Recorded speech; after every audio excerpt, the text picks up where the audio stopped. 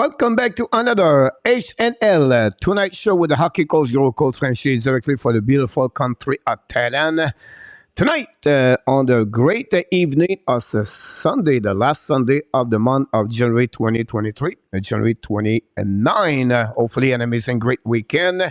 We have a great time. Only 2 games today in NHL. The 2 games are over. The Carolina Hurricane beat the Boston Bruins, surprisingly, by the score 4-1.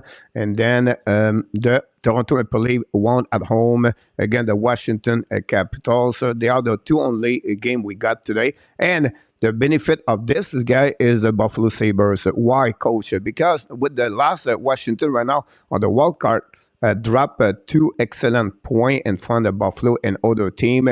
And it will be interesting, the wildcard hard turnaround for the next couple of weeks in the Eastern Conference. This is the week of the All-Star in NHL.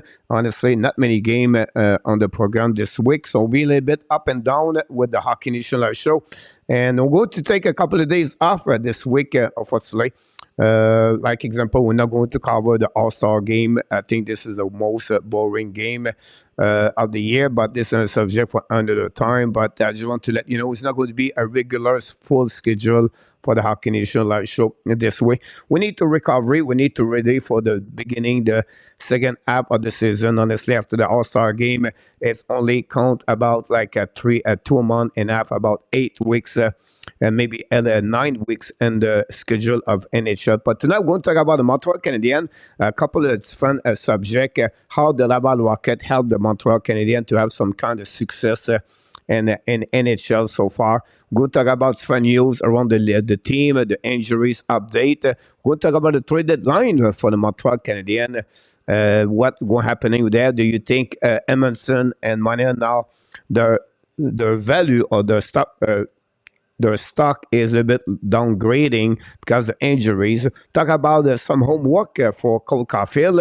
I'm going to talk about this a bit later. Then tonight, I'm going to compare the situation between Montreal and the Vancouver Canucks. A lot of people this weekend during the live stream are, as you know, negatively. They think Ken Hughes don't do a good job. They think Martin St. Louis should be fire. It's really strange to hear that from fun hockey fans and Montreal Canadiens. So I said I would love to have those people come back and talk and tell us their facts or the reason why they want to fire Martin St. Louis and why they want to fire Ken Hughes. And I took an example of what's going on with the Vancouver Canucks. How the decision by the GM can affect a long term or a short term their decision, the effect of the team. I go deeper with the Vancouver Canucks. So I'm going to give you a couple of examples where it's so important to be smart for every decision you take for a trade, a signature, how you control your salary cap. And then finally, I'm going to talk about the series playoff round number 1 between the Toronto and Tampa Bay. What? It's February, coach. What the heck are you talking about? But I'm going to talk together and going to ask you about what they have to do now. They know they're going to meet each other at the first round. But what do you need to do to make their team better and to play against each other? And that will be something we're going to discuss at the end of the show. And then finally, at the end, about 10:30 tonight, we're going to go to a friendship quiz of the night. 5 questions. This is a really good friendship quiz tonight. Why, coach? Because I'm going to testing each one of you about what happening last week in NHL. Yeah. So I want to see if some of you follow the NHL deeper or just like only follow the Montreal Canadiens. So it will be really interesting. I make some kind of question. I think it will be fun to answer those questions tonight. So I can't wait to see each one of you to stay with me until I will try to get a little bit more on the time, on the frame of the show for the rest of the week where you talk about. So I'm going to try to get out here at 11 o'clock max. We're going to start the quiz at 10:30. So every subject we talk to tonight, we try to completely done at 10:30, so we can move on with the friendship quiz. You can join me live if you want to at the friendship quiz at the end of the show. If you follow football, honestly, I'm not a big fan of football, but I follow the score, I follow the players. Don't ask me which my favorite team I don't have. That's why I'm not into it. I'm listening about 10 hours, maybe not, but I listening 4 or 5 hours per day of the podcast and hockey to get all the news around the league. So I don't have no time to go around other sport like tennis, soccer, or whatever. But I try to get the highlights of each sport if I can. So the Eagles look like they won against the San Francisco 49ers. And then look like right now Kansas State, I'm watching the game, by the way. Kansas State winning by the score 2013. The third quarter, about 1:35 to go remaining on this quarter. Again, the Bengals. So, I know Mahomes is a quarterback and Burrows is a quarterback. That's pretty much what I know. But we have a few people in that chat. Without you, this show would be impossible. You are the one drive this channel from the beginning in 2020, and we want to be. We are really grateful and thankful to each one of you to be here with respect between each one of you and make that show better because your question, your knowledge, and I love when the people in the chat answer to other people. I'm not better to anybody here, and I love to have people inside give us your answer or you give your insight about what's going on around the league and everything like that. I think this is really good for the channel. So thank you to be with us tonight, and don't forget, please, to smash the like if you don't mind, and sharing this on your social media. The Hockey National Show can increasing. We're a little bit lower on the subscriber this season. For some reason, maybe Montreal is not very good. Who knows? But it's okay. I'm not going to complaining. It's Monday here in Thailand. The beginning of the week in Thailand, the last of the January, before we jump in February. By the way, it was one of the most chilly mornings in Thailand. They have some kind of mix with winds, and it was really was great. By the way, I'm not complaining. I would love to have those kind of the morning like this every single day, morning like that. But a beautiful, great sunrise here in Thailand. So, Coach, stop to talk about what you want to talk about. Yes, of course, Mr. Dan Asham is in the house from Winnipeg, Manitoba. We have Mr. L. Ensign. Welcome back, Mr. L. Ensign. Always a great, L is a great supporter of the Hockey National Show. What about our friend from Quebec? Speak French, English, great knowledge about hockey. Mr. Zep Lacab is in the house. Welcome back. Melissa from Detroit, Michigan, or Orlando, Florida. We're not sure where she's at, but whatever she is, she's in the house tonight. From Saint-Jean-de-Beauce, dans la région de Beauceron. Welcome back, Mr. Zenith Gaming, and of course, Zahila. Welcome back, both of you. Hopefully an amazing, great weekend as a family together. You enjoy the weather. You enjoy everything, what's going on this area. And we have All-Star is boring. Mr. Gary Cournoyer is in the house. Hopefully you're done with the snow, Gary. I think Gary is in the region of Montreal, and he's stuck with a couple, like he cleaned up the snow, something like that. So that's what I can remember the most. But Gary guy is the road runner of the channel. Thanks so much. From Vermont, at the borderline between the Massachusetts and Vermont, Mr. Butch Bouchard is in the house tonight. Welcome back, Mr. Roger.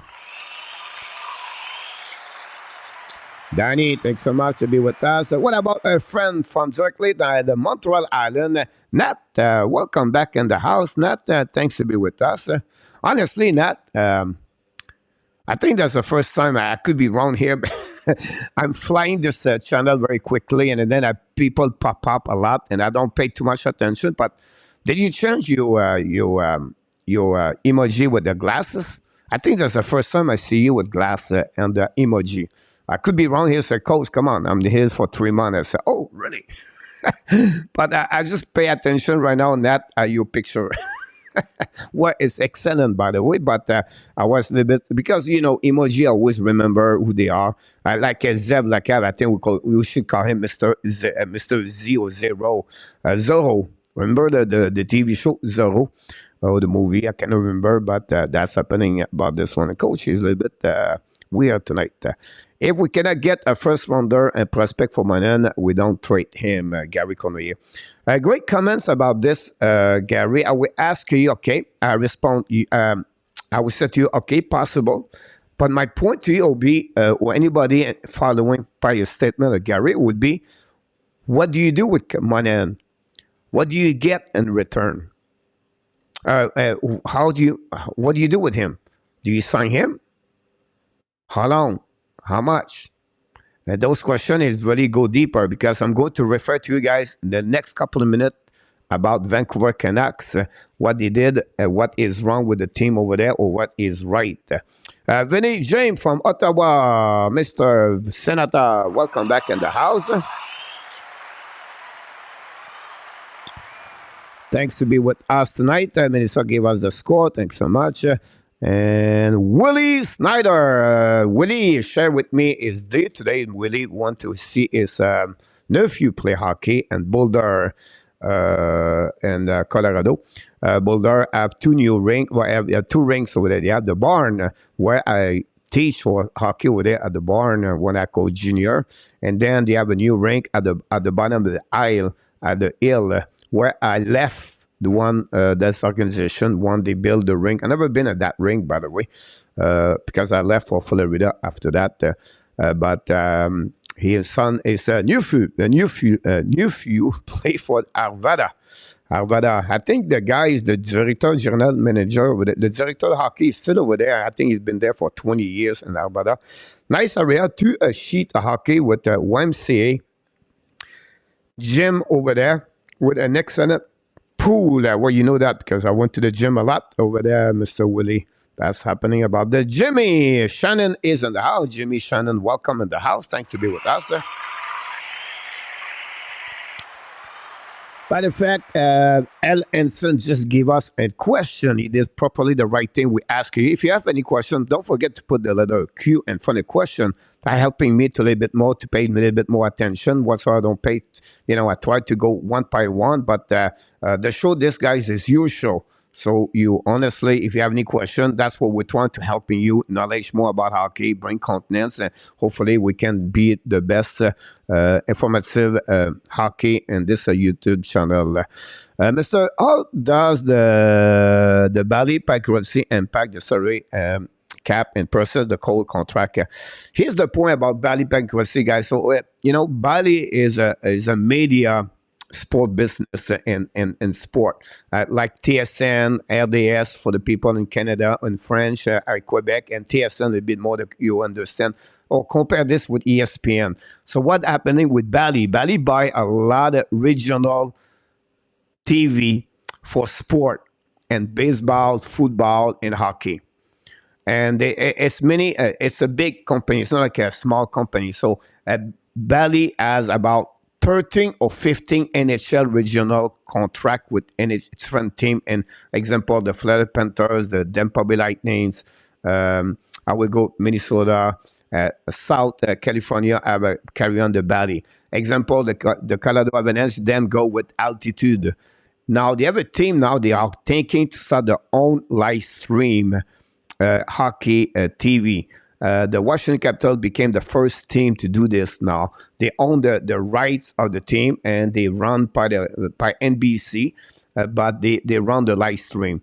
It's rare, but that's something I think in the next couple of years, it won't happening in NHL. The Canadiens is another one under Bally. Anyhow, so the point was that the bankruptcy, how it impact the major league in any sport. But if like for the NHL, it's more about the salary cap. If they expect to get about, I don't know, like every team sign a contract about $20 million to $50 million per year to carry on that show, or that Bally company carry on their games. But now everybody losing for 10 team, it's about $500 million. But that's impact the team. So that's what we try to do NHL, because there are some revenues go to NHL sharing part. I don't want to go much deeper about that. They are concerned about how we are increasing the salary cap. How they're increasing the salary cap for the next 3 years, 4 years.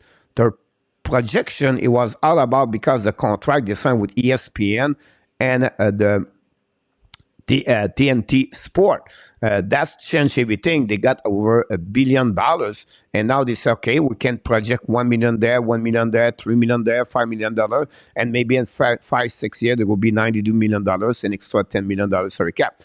Now they are a little bit concerned for next year if they can increasing or not the salary cap. That's maybe the best way I can describe to you this question to you, L. But great question about this to Bali. Not many people knows about this. If you want to know more about sport business and hockey, and in sport, they have a newspaper, or now it's more like online. It's called Sport Business Journal, and it's a great one. SBJ is the term of this.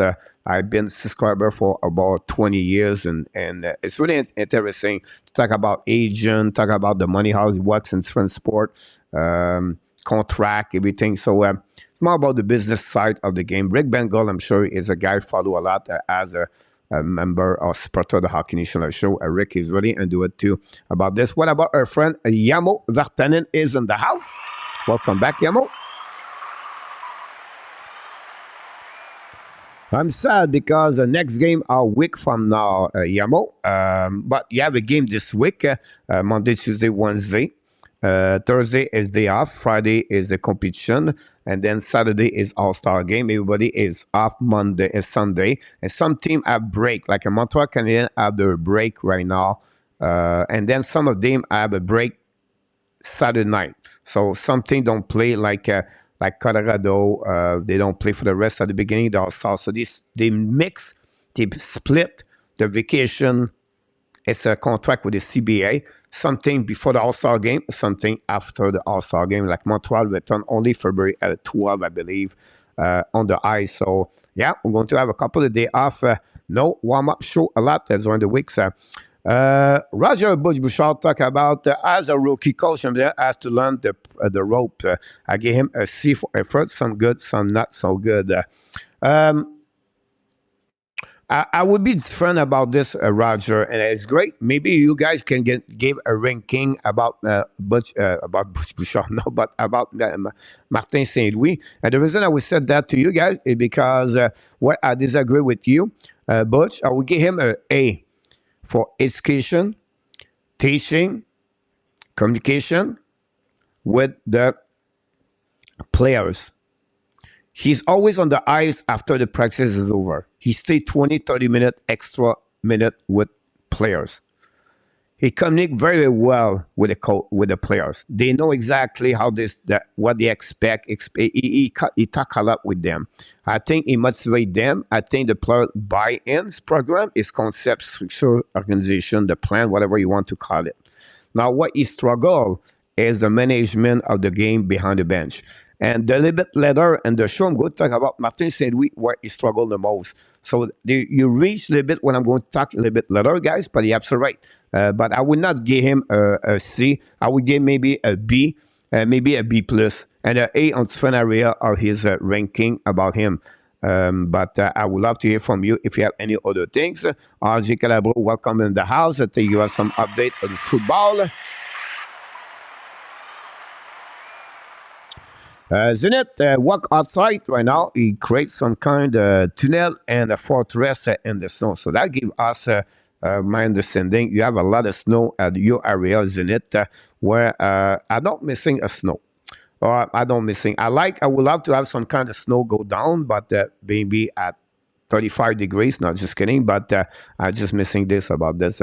Any update on the app next week? Not really, Melissa. What do you have? Everybody is on the day off Sunday afternoon. Yesterday, nobody worked. They have no practice. Montreal flew back Saturday night, so they are off. They're going to return on the ice Monday morning.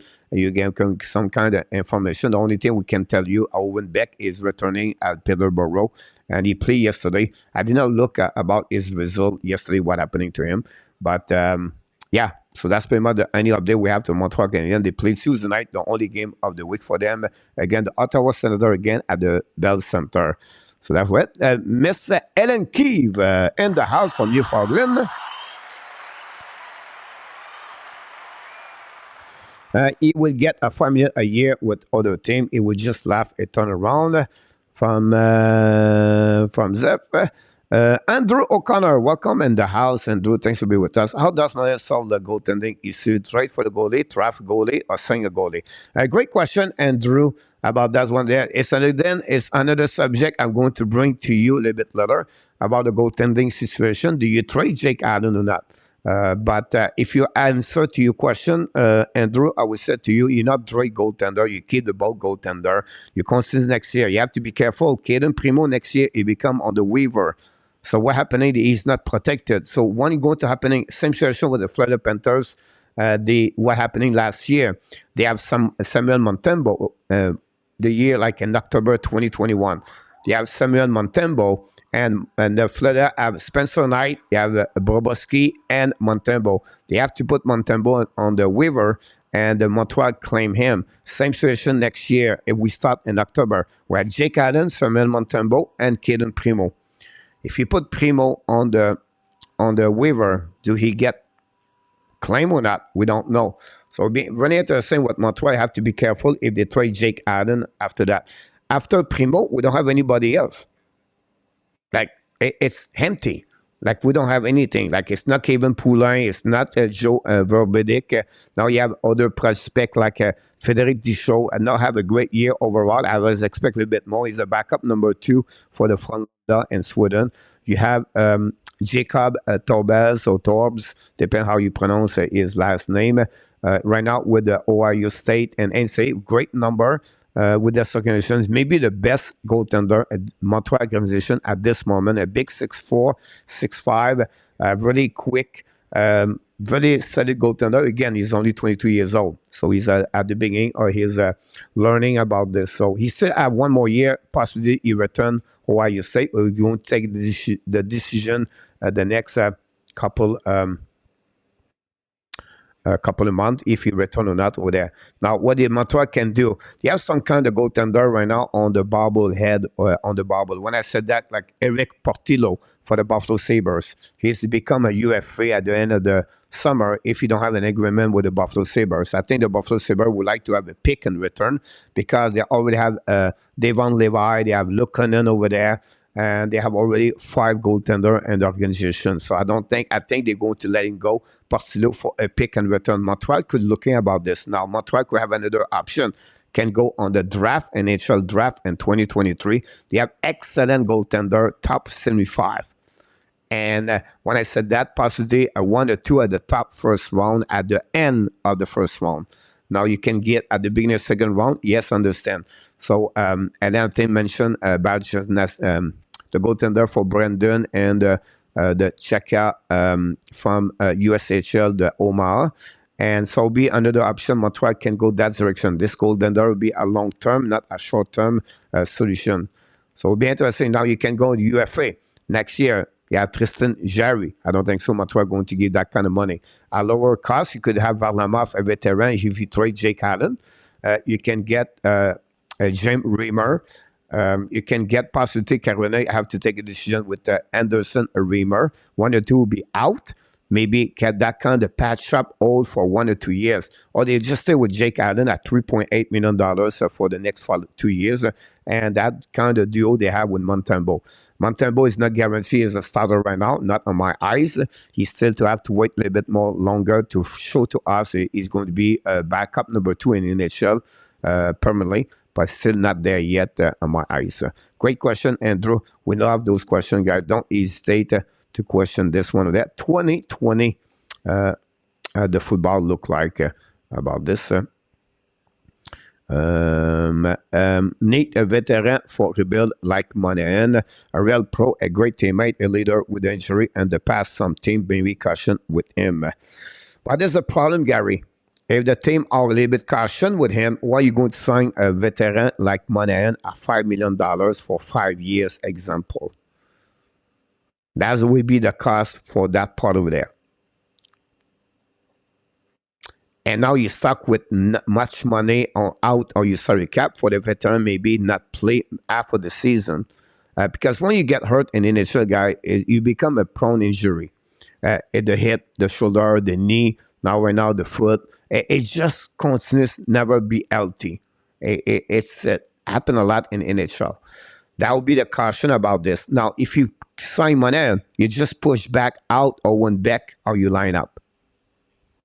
You have Suzuki, you have Monahan, you have Kirby Duck, Christian Dvorak. That's 4. You have Jake Evans. So what do you do with Owen Beck? You just put him out of the lineup for maybe another development 1 year, next season, everything like that. So again, you have to be careful what everything you do with your own decision about around the team. What this decision impact this, and this. So I can understand you, Gary Cournoyer, about maybe your leader, everything like that. But I would say to you, we have right now Jordan Munson, we have David Savard, and we have Gallagher. They have enough, Josh Anderson, they have enough veteran and on that way over there. But I was wrong. There are still some game, not a problem. Yamo. The Super Bowl is for the NHL, not the CRF. Mr. Terry T, Double T is in the house. Don't forget, guys, click on the likes. 2020, St. Louis has made this team better. Not sure if they can take it down to the next level. Time would tell.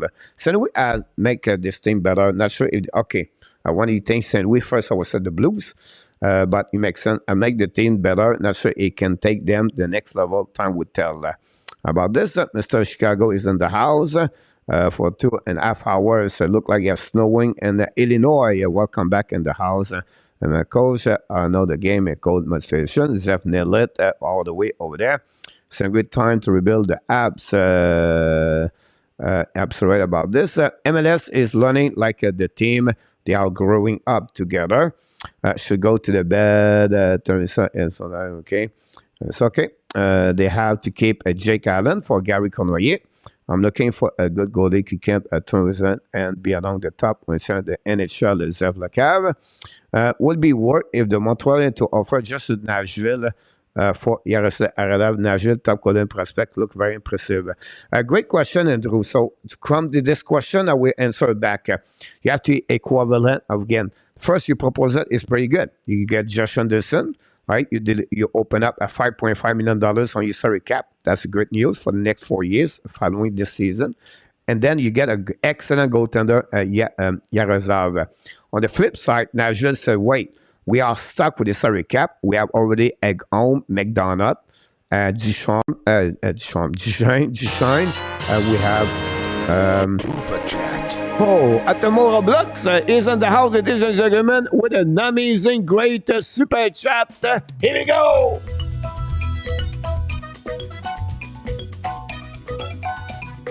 Super chat, Roblox.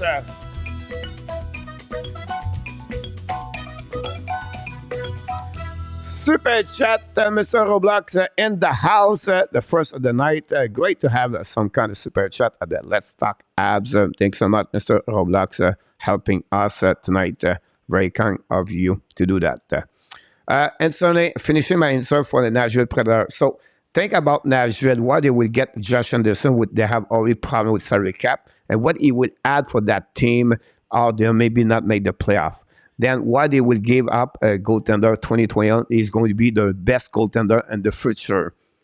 All right, so you have Zaros, yes, but Zaros guy is not young anymore. So it would take about Yaroslav to become a little bit like a Spencer Knight does with the Florida Panthers, be behind Bobrovsky for 3-4 years and then pick it up. It reminds me a lot what Brett Favre did with football. I don't know football, but I follow more the football at the end of the 90s with Brett Favre. It was maybe my best quarterback on my time I was in USA. And they bring after that Aaron Rodgers. Same thing what happening with Nashville Predators. Same thing what happening with Detroit. They protect Kosa. Something happening with Minnesota with Wallstead. Something happening right now with Spencer Knight. And I can go away. Something happening with the Carolina Hurricane. When they have a really good goaltender, it's rare. It's a rare. And they don't going to get those stuff. So, but great proposal, Andrew. It's just not going to happen, unfortunately. But I like when you make those kind of confirmations. 2 years from Montreal, Max, Gary. Yeah, but the problem, Montreal is not going to accept that deal at 2 years. Why? But he turned 29 October 12 next year. It will be 30 the following year. So when he's going to have a new contract, he's going to swing at 31 years old. So in those 2 years, he could be hurt. And he's going to be with the team not make the playoff. So the number are not increasing or get better. And it would be more profitable, example, him to sign a contract with Toronto or to go with Florida Panthers at 2 years contract at $5 million. But now you get possibility to have 60 points per year That will be the best way to go that way. Does it make sense? So that's what I don't feel. If you go that way, what you do with the rest of your player, with Devarak. At the end of the 2 years, Christian Devarak, and you losing the same year Devarak and Monahan at the same year as the UFA. And now you push back Owen Beck on your organization for at least 1 year. And I think that would be the best way. You're still in the rebuilding mode. And that's the most important thing to understand, Gary, about that. Donado Serdo said he has 7 concussion. Don't school. Really sad to hear that. I think it's going to be over. And Mr. Enartap is in the house. Welcome aboard. Mr. Enartap, thanks to be with us. I'll call him now the second option.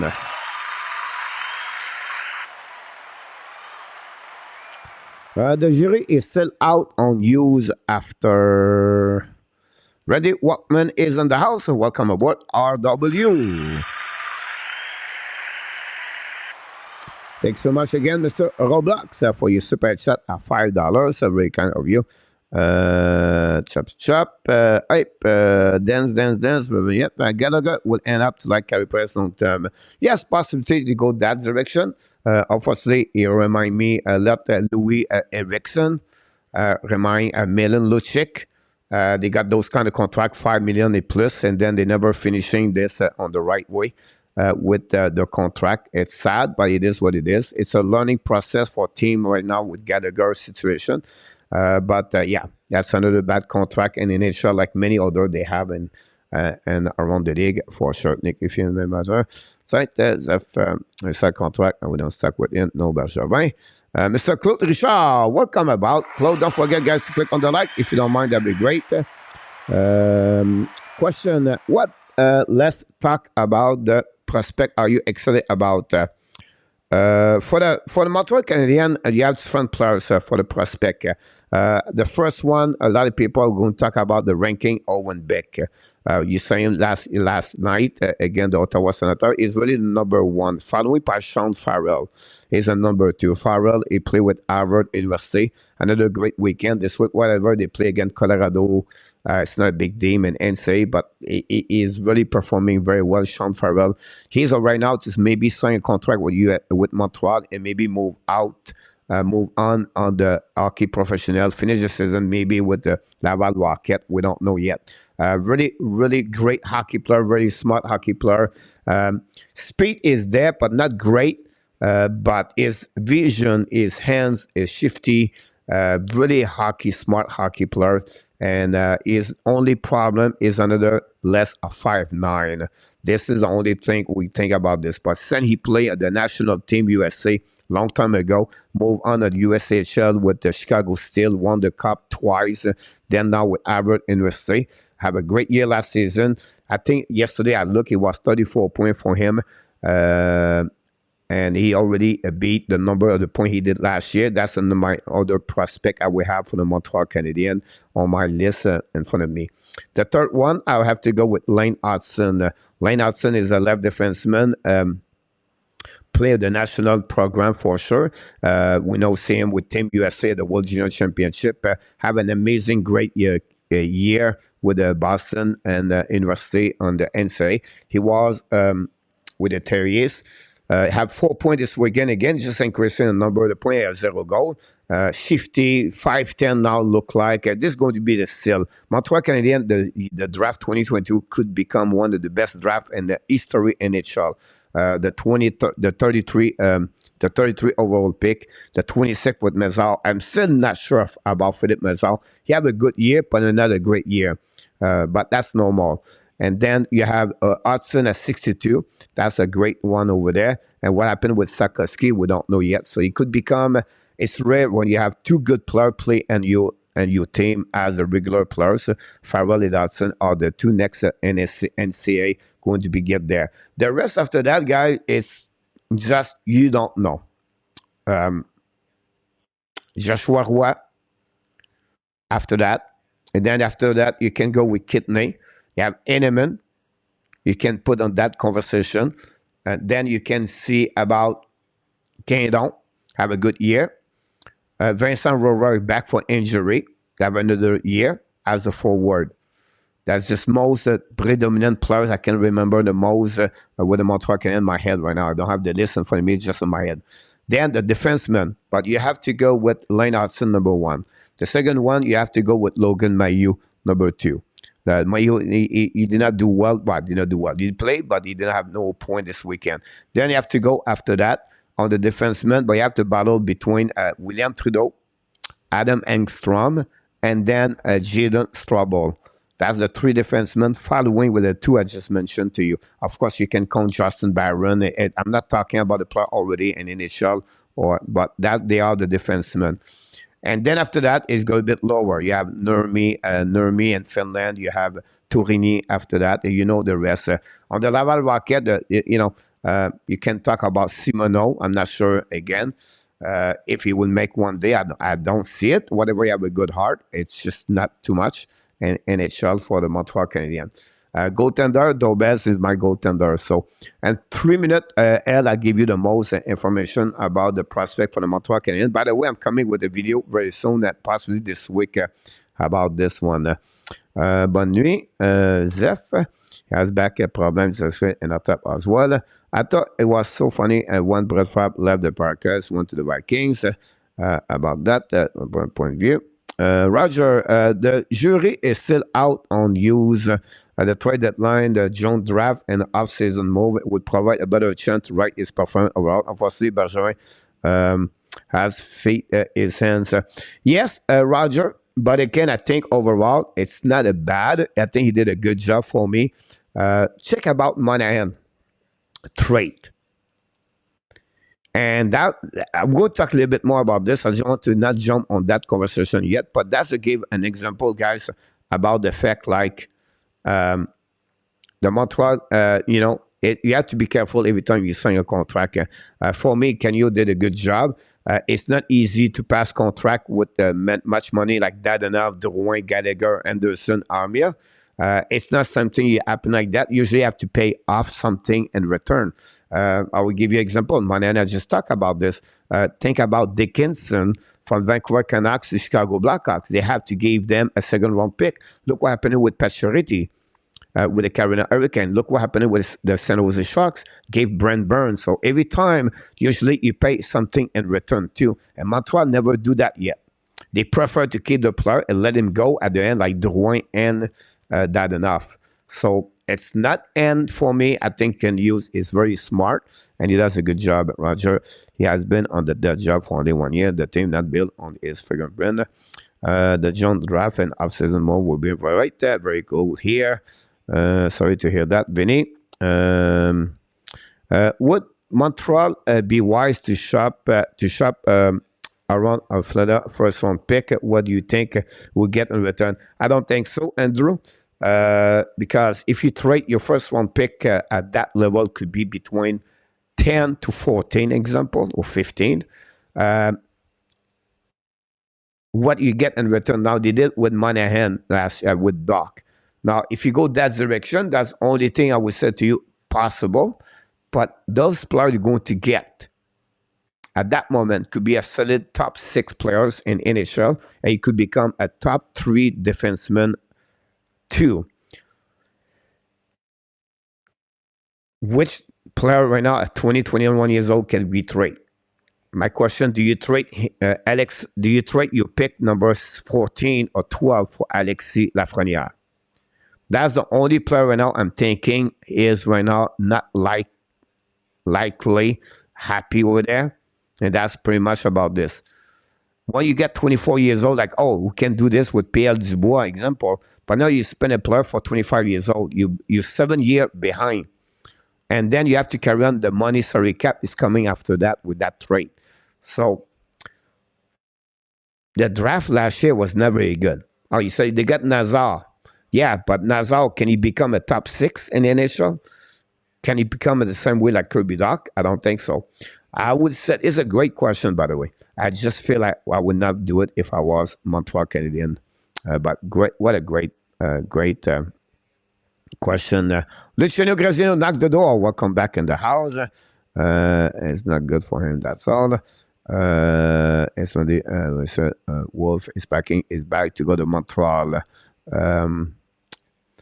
Yeah, again in our tap, like if you trade for Wolf, that would cost you a Kaden Cooley, that would cost you a Nick Suzuki, that would cost you Lane Hudson, that would cost you a Philippe Mazar minimum plus a second round pick. That would cost you an Owen Beck. And that's how it will cost. So everybody can make a trade like that. Not a problem. The question I will ask you, do you trade for that part of there? Do you trade a first round pick? Do you trade a Caden Coley for a goaltender? Never play in NHL. He's only 6 foot. Only 6 foot. And do you think he's going to be performing in NHL? That's the biggest question in return in our tap. One. And then Nicolas de Gobi-Bono is in the house. Welcome aboard. Thank you about this.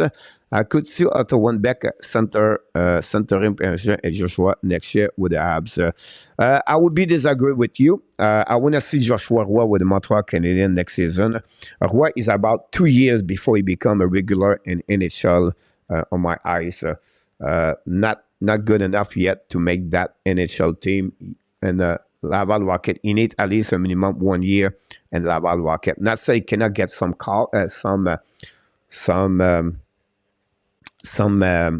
game. I would say to you, RPH need to play with a lower player. So when I said that, Ashbury need to be a four line, a bottom line. And I think if you put Owen Beck, Joshua on your four line, I don't think it's equal. You better to use them in American Hockey League.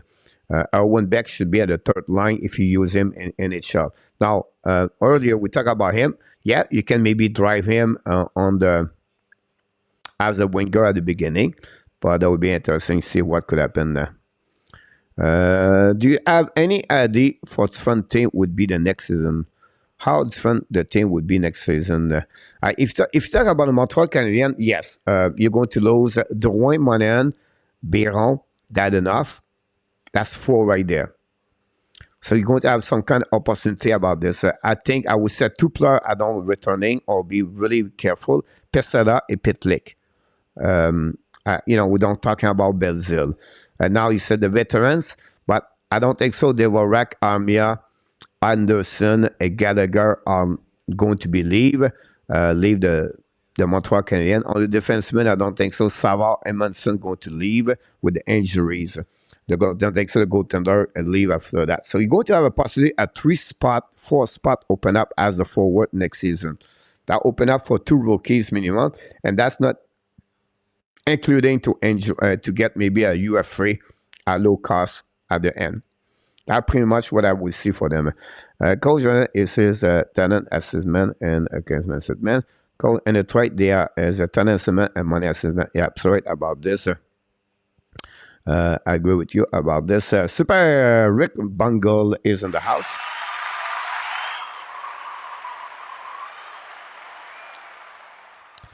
I feel bad for Match Pacioretty because he missed a lot of time last season, and now he's out for a while again. He's out for the rest of the season, and I'm not sure he's going to sign. This is maybe his last year with a big contract.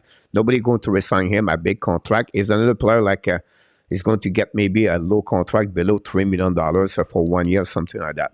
That would be a little bit an advantage for him. I agree about Rick. Donc, bonne nuit. Je vais au lit ce soir. Zeph, all right. If Dubois is serious about coming to Montreal, what is it a franchise in Montreal having the Uber and a negotiation? What is fair contract with them?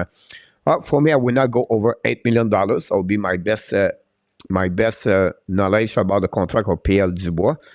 Then the second leg is, okay, can he repeat the same kind of number? He's on the pace right now to score 30 goals, 50 assists, 85 points. That's what he does. He's going to do this year.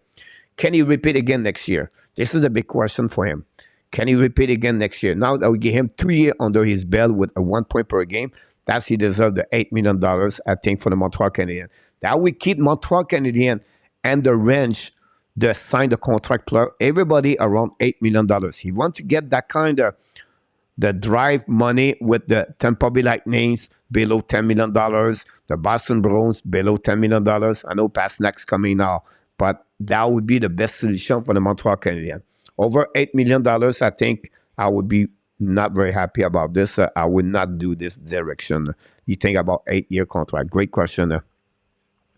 Let's not take anything less than $9 million. So if you go that way and I thought Montreal should not touch Dubois at $9 million in my eyes. Because he's still a scorer, only 30 goals. If you want to put $9-10 million, put the money on the people who can score goal. If you want to spend people past the park, give them $8 million. That would be my first requirement as the team build the team. Prendre un écran et s'il veut jouer à Montréal. Here we go. Zev, we agree with you about this one over there. We talk about everything, but we did not go what we're supposed to talk about. Don't forget, guys, to click on the like. That'd be great. We appreciate a lot to be with us tonight. Here we go. We have tonight the Laval, the success of Montreal Canadiens have to go through Laval Rocket. That was my subject of the game, of the show tonight. We did not talk about this. Why you said that, Coach? Because you can see the Justin Barron, the Ilonen, talk about RHP. You talk about Belzile. You talk about a Pitlick a little bit more re-energized, and he came back for Laval Rocket. And you can see the development of what happening with Laval Rocket this season is excellent. Good job for JF Hull. And people focusing a lot on the outcome, or they don't have a good team, they don't make the team in the playoff, everything like that. That's not the purpose of the American Hockey League. You wanted that team get better, and they try to reach a playoff, everything like that. I understand that. But the key is for Laval Rocket coach is to develop those players to have the call up, and when they try to get sure they can perform in NHL. Well done for RHP. Belzile is 30 years old. We understand that, but he brings some kind of energy with the team so far. And then Barron, it's not a complete job, but a Barron you see today compared a year ago, only October. And Rick Bengal followed more the Laval Rocket. At me, he watched the game more. He's another hockey player. He's getting better. He's still a lot of work to do. I understand that. But again, the guy have a lot of skill and talented. But you can see his development is on progression. And that's what we're looking for. And this, you have to give credit for the Laval coaches over there. And then the JC Ilonen, he gave us some flash. Then after that, it's very hard when you don't play with the same player. He's up and down with the lineup, and I don't want to make an excuse for him. I would have to have a little bit more opportunities. He's learning to create space. He's learning to protection. He have a good shot. But again, I would like to have a little bit more participation on the offensive side of his game. Not a bad, but you can see have some potential with him. I think he's still young. It's a player for me. If Montreal have to keep, they should keep him this next season with the Montreal Canadiens at the beginning of the season. I think we talked earlier about Owen Beck with RHP and Joshua Roy. I think Ilonen with Owen Beck will be a good match for the Montreal Canadiens next season. Again, we just talked through some assume and not confirm, right? And I think that would be the great thing about this. Okay, let's go for the Tonight Topic Show. It's just to open up the door with that one there. Personally, go to the franchise from some odd reason. The contract Montreal explained he want to play there.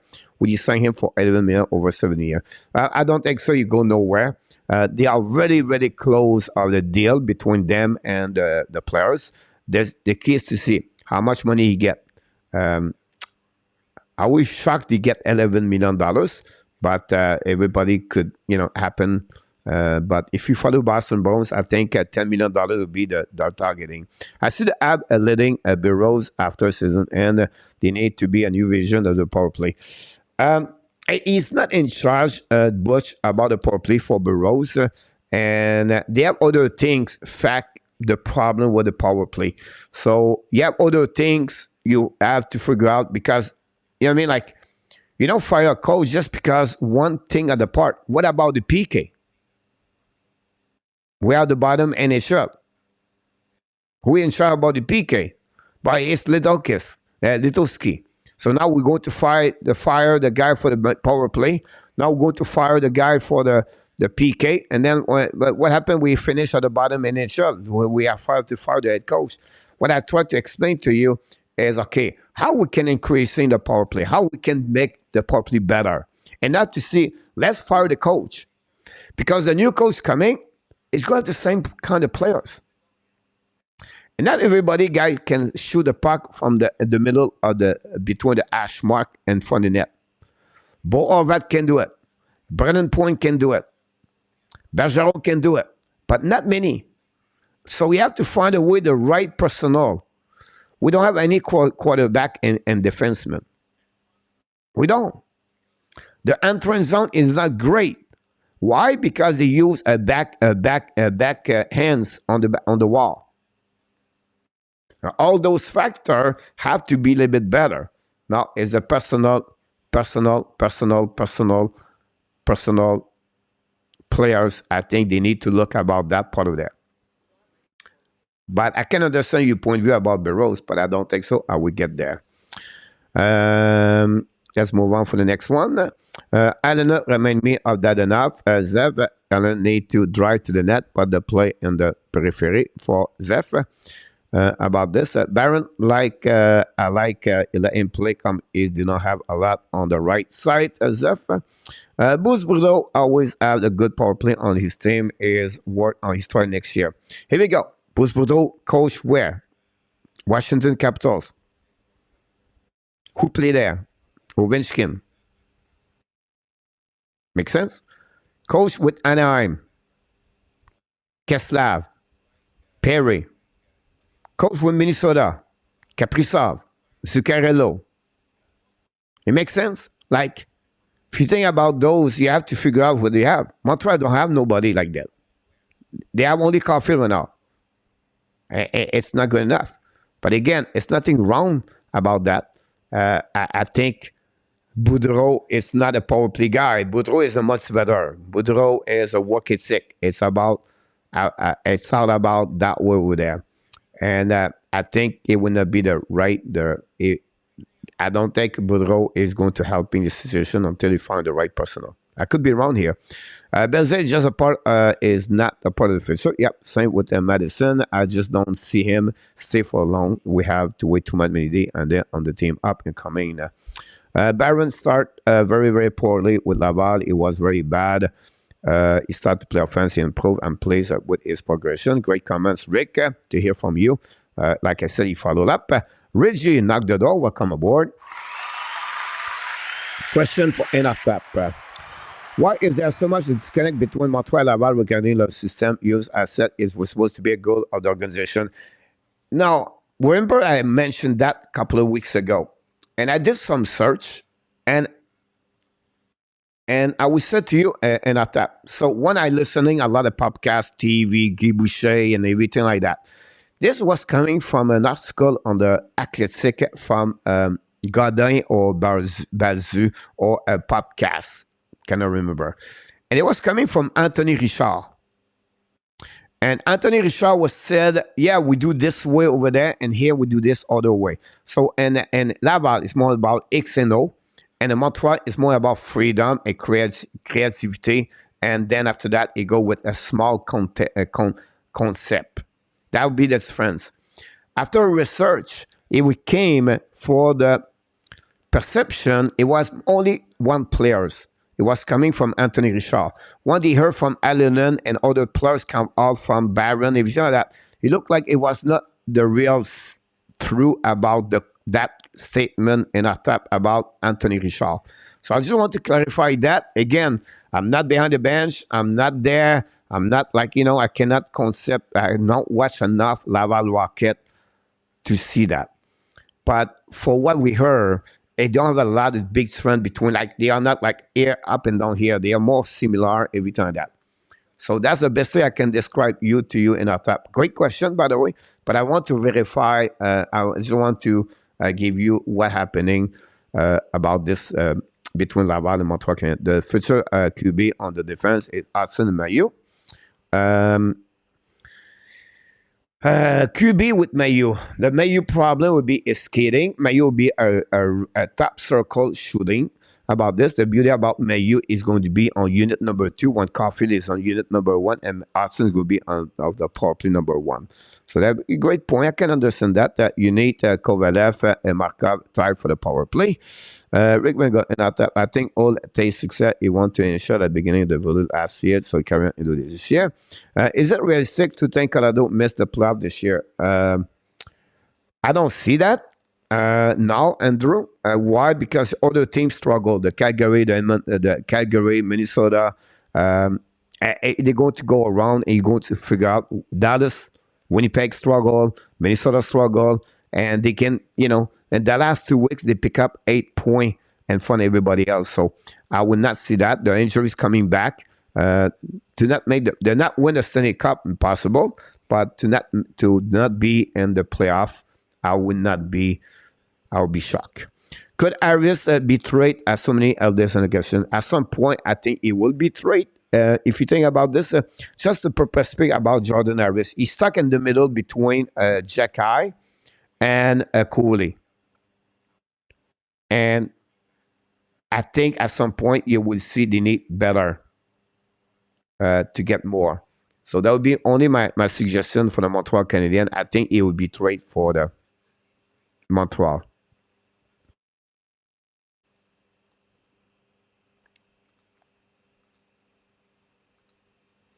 Now, let's move on to the next one. That is what I see. You have a straight bait in the near future. Guys, like when you get so many assets in the hockey, right, and the organization, you accumulate second round, third round, fourth round, everything like that. But that's a good way to trade at some point. One with a package deal, and that's the reason why you try to get more assets in the house. Then hello, Jeffrey, welcome aboard. Thanks to be with us. Love the show between working and getting awesome to hear that. I really think all one is next job. That LAVAL team is very this year. MEILLEUR skating has improved this season. Boston struggle. I will be disagree with you. Glad someone talk about the Boston struggle. Boston is not struggle, guys. Boston is not struggling a lot. All right, they lost tonight, but 5 games in 1 week. 5. They play 5. That's a lot. That's a lot. So what happening right there? It's just normal that happening to them. It's just traveling. And you got the Tampa Bay, you got the Florida Panthers, and you got the Carolina Hurricanes back to back to back, and 3 nights and 4 nights. That's just normal. It's just the reduce of the schedule. So this says struggle for me is the team right now. They're going to lose like the next 8-9 game, the next 8 game. Just part of the schedule. They're not going to play for 800. The schedule have 3 trips like that for the rest of the season. So they have a 3 trip, a 5 game on the road. So they're going to get a little bit lower. But to consider them as a struggle, I don't think so. Because they play too many games this week. And whatsoever happen, not many team can win those games back to back to back to back like that. In my opinion. I mean, it's about this skate. MEILLEUR would be like a Sheldon Story to the big shot from the point on the PL play. Yeah, compare about him. MEILLEUR is a big 6'4". And then I would say to you about MEILLEUR is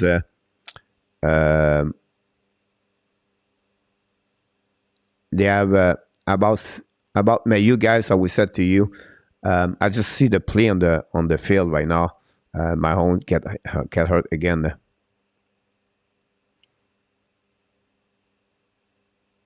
They have a flag, whatever happening. What a bad play by the player. 8 seconds to go. Football, guys. Unnecessary roughness. That's what we heard. MEILLEUR is always his defensive zone coverage. So that will be the reason behind that. About this. What a bad penalty by number 58. Pushing Mahomes. He hit the coach on the bench. Hi, coach. Sean McCann. Wow, Sean McIntyre, directly from Nova Scotia, I believe. Hi, coach. Do you have get Calgary first round pick next year? Hi, Cat. Are you talking about the future pick or the trade already done or the future pick, Sean? That'll be my question. I'm not sure which is your question. Which is your question? You talk about in the past or in the future for the Montreal Canadiens? We have 8 seconds to go, guys, at the football game. I don't follow too much football, but we are now on the end of this one. For the future one is the 2025, but you have some kind of condition with that part with the Fleur Panthers. So at the original, the Fleur Panthers got the trade with Sam Reinhart is involved with that trade. So if you talk about the future, it's really the 2025, Sean. So I just want to mention this to you. We are right now about, it look like this is going to be in. And look like it's 23-20 with 3 seconds to go remaining. And that bad penalty of the, whatever his name, number 58. And where we at. So that's what give you an answer. That's funny not top. I love Mailloux. Bronze after scheduled Prudal, Terry. Mailloux was still the pick for Montreal. It would be a big part of their future. Bronze are in the 3-game slide. That's right on Mailloux and our top. Don't forget, guys, to click on the like. That'd be great. Let's move on, guys, because we have a lot of things to talk, and we are almost halfway, or maybe almost more.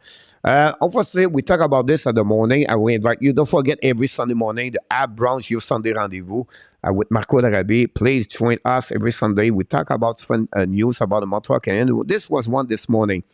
The injury at Edmondson and the Montreal hurt the Montreal Canadiens now. Because what happening with Edmondson, I would not be surprised, is done for the year. And then I would say to you, Monahan, you have a setback with his injury. And I don't see any team trade for Monahan right now without knowing and without seeing him play hockey to give them a first-round pick. So I think at this moment, I would not be surprised they will not going to give. If you think about the Colorado Avalanche, it's always been a team never gave the first-round pick. They always gave the second-round pick. Look the history. What he did with Montreal, Justin Barron plus a second-round pick. And I can go like every team. And I understand they have one only in 2025. But I will not see Monahan to get a first-round pick. And I don't see Edmondson, if ever it got traded, to get that one over there. Look like this game is over. And Kansas City go to the Super Bowl. Monahan limping about this one over there. And wow. Number 58 on the bench. And that's what happened about him. We'll see what happened. We have a confirmed by RJ. Yeah, and on top, if he's only allocated into the league by Batman. 25-5, yeah. We maybe get another top pick, then they are going downhill. Yeah, possibly on that one. That's a good point to know that. Coach, do you still have travel channel? Yeah, Terry, I did not do any video about that. I'm starting back this month when I complete my 6 month in Thailand. So it would be like simple after 6 months, what happening? But what is you have to watch the most is when you walk on the pavement, be careful because the pavement are not flat. Be careful with the birds because there are a lot of birds around you, and do not approach any dog because they are not friendly. The woman Thailand, Thai are more friendly at the dog. That's a subject for the time, but I learned a lot. I learned a lot of different things. You know, be careful when you eat.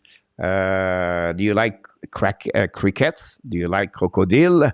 And do you like eat fish with the head of the fish on your plate? I don't know. It's really strange. But another subject, but great question. Mailloux has done everything asked him so far. I don't see Batman say no. He said it would not be allocated and the NHL by his word in a tap. Yeah, hopefully he's allocated. He's a good player. He's probably on the Montreal now, and Batman work for the owners. Yeah, I would not see no problem with that part. So that was the question about Edmondson and Monahan. Look like everything look good here. The best player of the month, I believe, is going to be Kirby Dach with Samuel Montembeault. Have an amazing, great month of the January for Kirby Dach. We still have one more game to go, but I think Kirby Dach are going to be that players for that one for there. So Kirby Dach got the player of the month for the Montreal Canadiens. What a great, he's about like in a top set, a couple of points behind. This is key. I think he's about 6 points behind. And it's funny because when you compare both players, Monahan, Suzuki have great month October, November, drop December, drop January, and Doc is reverse. Slow, better, and great. That's what it's fun between. Suzuki got -7 the last 3 games. Here we go, guys. Some people go back to school. Cole Caulfield, Caden Coley, Yoral Sakowski. I'm going to make the video about this tonight for my app, Daily News, for tomorrow morning. We talk about the homework to do. The team, keep them around the teams. That's pretty good. Usually, you have an injury, a long term, they return the players at home. And they don't keep the puck, but they want the players around. They want them to stay around the Montreal Canadiens. And the reason I said that, they want them to be do some homework. What kind of homework? But they're going to have right now some session to watching the game from the top, right? And they always said you learn the game when you are on the top. The game is slower from the top, but at some point, the game is going to be slower when you're going to be on the ice. You can see it's from play from the top. They really believe it's a great way. So they want the 3 players stay around the team. Secondly, they're going to have some kind of video session with Trevor Lidowski, show to them different things about the game, everything like that. So they have a lot of work to do. Thirdly, they're going to learn French. So Martin St. Louis is coming with a plan after the All-Star game. For what we heard so far yesterday from for what I got, that would be some kind of homework they have to do, Montreal Canadiens. So for right now, they will be around the team with the Montreal Canadiens. Thanks so much for all the likes that you got so far. We have a few people knock the door. Yeah, Doc is playing like a 3rd overall pick. Zev, go live, go. Jose Duarte is in the house. Thanks so much, Marco. And I watch the code from the top and learn how to do that branch. Thank you, Marco. Let's move on, guys. We have a couple of subjects. We're going to hang in with Toronto the next couple of minutes at the Vancouver Canucks, so don't go nowhere. Stay with me until the end with the Frenchy quiz. Martin St. Louis, be better. So my question to you, when I said be better, we just talked about him a little bit earlier. Question, I think it was come from Butch Bouchard or someone else. And I would say to you, be better. For me, it's behind the bench. And for me, it's about the time management. I think it does not look too much about the time management. I don't understand, like, example, like last night. Why a line like Harvey Pinard, Belzile, Pesera play 3 excellent games against Toronto, Boston, and Detroit. They have 12 points in the last 3 games. But last night, with Owen Beck and I think Elenan, they play only 11 minutes and 10 minutes. Play like Doc, Zuski, Hoffman, I missed one, play 20 minutes in the game. The last 4 minutes of the game, they play with empty net. Hoffman and Zuski stay on the ice for over 2 minutes and 35 seconds. That's what I feel Martin St. Louis need to understand the time clock, the time management, and realize where he need, why they don't give that third line. The only reason Montreal did well last week is because you third line. Once the ski is going to give to the Montreal Canadiens, he can play at that level. He can be more productive. Give him time. But right now, you not reward properly the players. You make a big mistake to don't give more credit for the team bring you where you at during the week. It's 3-0 at the end of the second period. Are you trying to win this game? Or you try to give rewards? So when you build a team building, or you try to build that team satisfied together, all in. Now you sit on the bench at the third line, at the third period, you play 2 minutes or 4 minutes, 3 minutes, and you look around and say, wait a minute, Hoffman play in front of me? What Hoffman did this week? You look, this guy play in front of me, what he did this week, that enough? That's what Martin St. Louis struggled in my eyes. Behind everything, do you take a decision? Like Marco said this morning, he said, one player should be on the ice, Ireland or return of that, or whatever it is, something like that. So you have to always be careful because you don't want to hurt the veteran players. But when you extend their time or exceed their time, you have to be smarter as a coach. It's 3-0 before the empty net, and he's still thinking to keep the same line on the ice for over 2 minutes. No, it's not work that way. For me, I think that's why you need to struggle. You need to get better. And sometimes you realize Jacky play only 12 minutes, 13 minutes. Now yesterday he played 60 minutes. But that's an area you need to find me. You need to get a little bit more on that one over there. Let's see what we got on that one on the chat. I don't think Burroughs bring much. Welcome back, Luciano, by the way. Bench management to understand which players are on the move, them come quick part of the game. Yeah. So when you coach, guys, when I starting to coach, everything like that, not Pee-wee and not Bantam, not midget, but we get the AAA program and you hit junior, elite, and everything like that.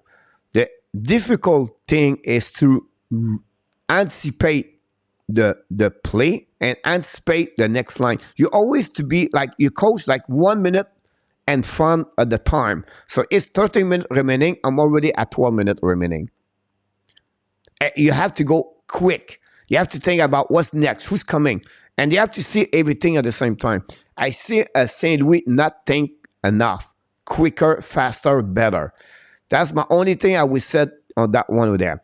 Now, my next thing was that, do you think he deserves or you need to an assistant coach behind the bench?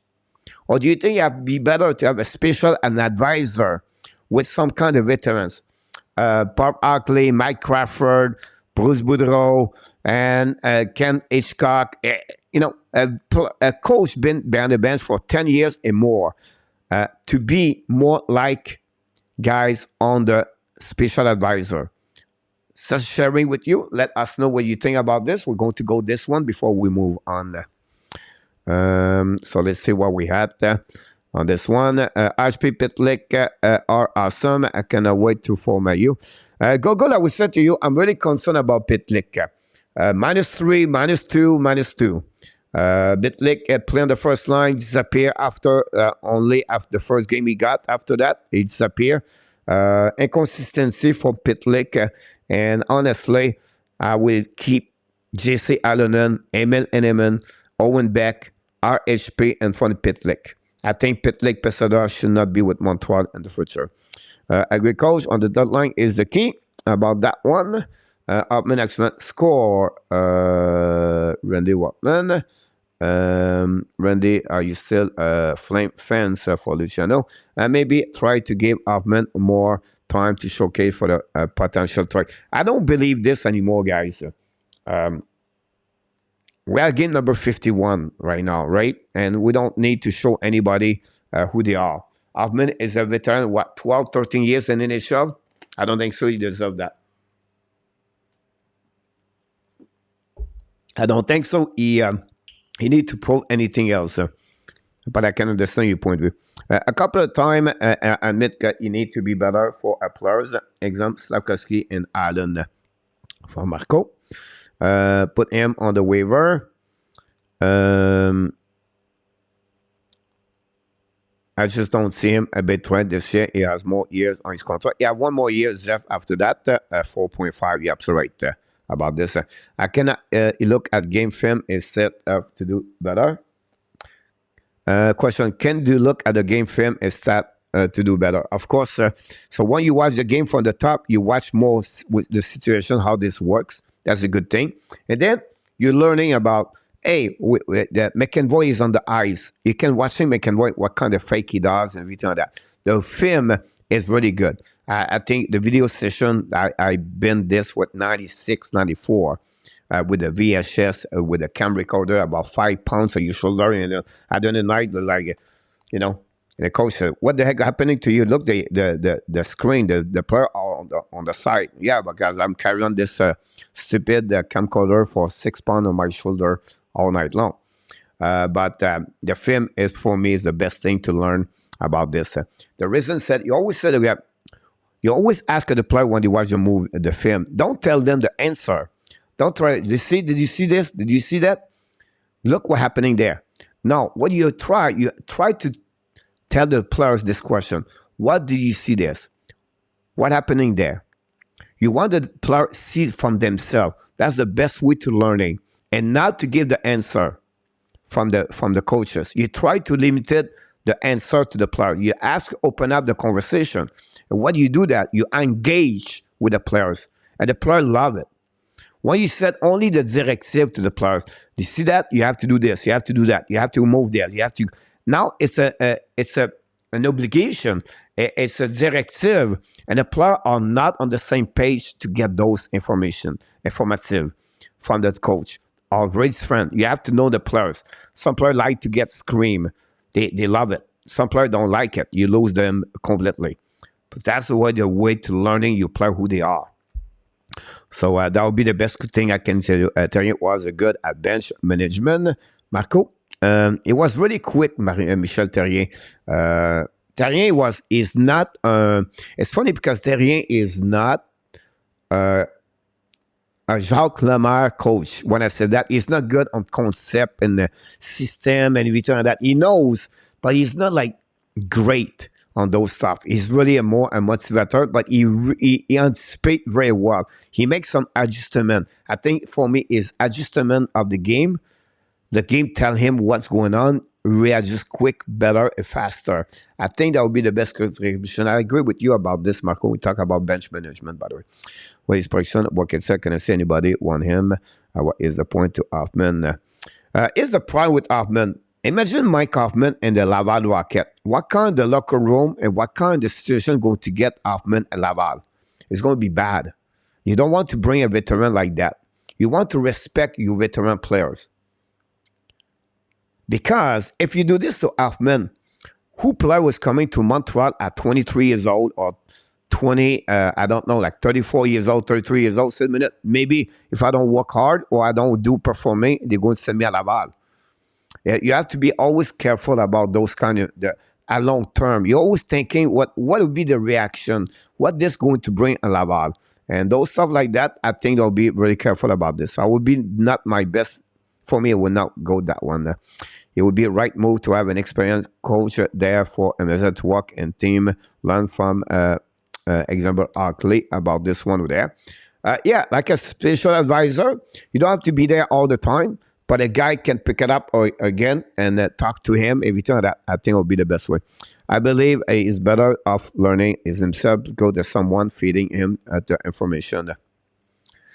I will be disagree with that part over there. I think you always learn for the people been there, the wisdom. They have some kind of learning experience already. So you feed them, not tell what to do. You tell them, look, about those situations. It's a bit what Martin said. We tell to Sarkowski. What did you see there? The coach tell him, what did you see during this game? What it was your decision about that, and everything like that. And then to read other things. And from the guy, that special advisor sit on the top and tell him, see, one category, this, that play, the system and the situation. I think it's just increasing better. And Martin said, a guy on the top, like football have a defensive coordinator, the coaches at the top watching, promote the play. What I would say to you, I said a guy like anybody could be on the top, tell Martin Saint-Louis, look, on the power play, I think we should do this, do this. So he's not coaching the team, he's just helping Martin Saint-Louis to get advice. That's pretty much how I see it, like an advisor. I don't see him, this guy behind the bench. Because those people we talk about are being head coach. They are not assistant coach.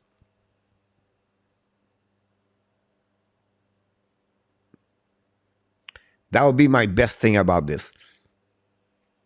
Premier top, it was Scotty Brennan, Gary. Hoffman is under Albergin pour contract management ici.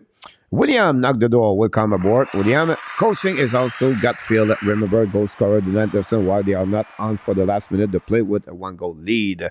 That was a comment about this. Bergevin left us with a few gifts. Yes, for sure, finalist and 21 with Bergie. With Gogol. Good point, coach. Regent. 100% right, coach. Exactly how you incite people to learn.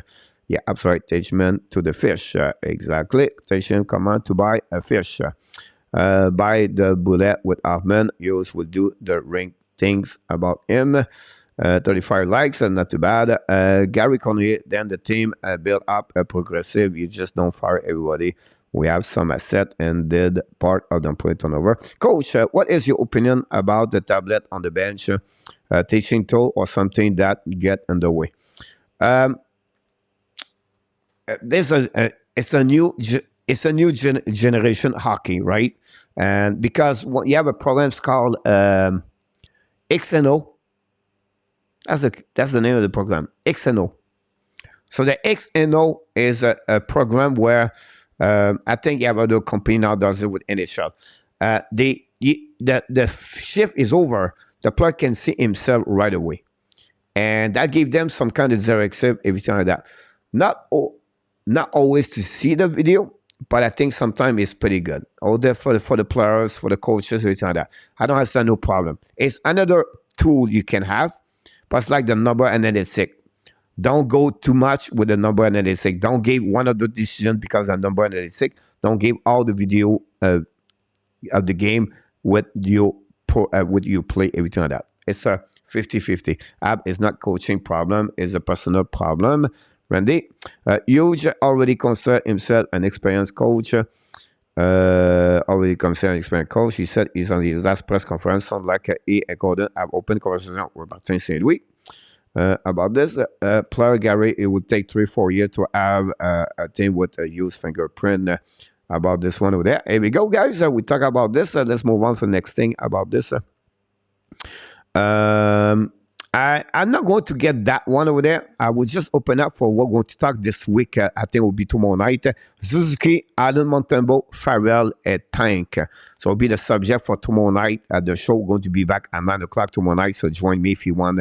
But I want to go to another direction for the next 10 minutes, 15 minutes. And then we're going to take the show at 10:45. We're going to do the French quiz after that. Which team is going to do a big splash buyer next year? A big splash as a buyer. Which one are going to buy? Is it Edmonton, Toronto? I tried to figure out this. I put somewhere on my stream. I cannot see it. Which team do you think they're going to be a big splash at the trade deadline? Carolina, Boston. Just mention to me and what you get in return. I don't think Hills will bring another advisor. He considers himself as an advisor. Tortorella took an iPad away from the bench. A player have to be in the tune with the game and not fixing on themselves and what they do or don't do. New Jersey Devil for Randy Walkman talk about this. The Kraken would be surprised by her. To right now, it's pretty good to hear that. Does Hoffman like play for HABS? I don't think so, Gary. I think he's on one more year contract, and then will be done. It will be dealt over, Gary. But he's stuck with the Montreal Canadiens. Like Montreal, he's stuck with him for one more year. Will be a player on the trade. Will trade Samsonov for big players. Sound crazy, but probably the reason I really play him so much.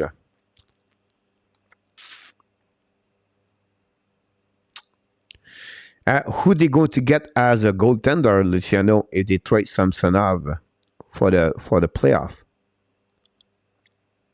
I don't understand the point of view behind that. He only $1.8 million, and then they have to decide, okay, who they bring on the bench if Samsonov is not there.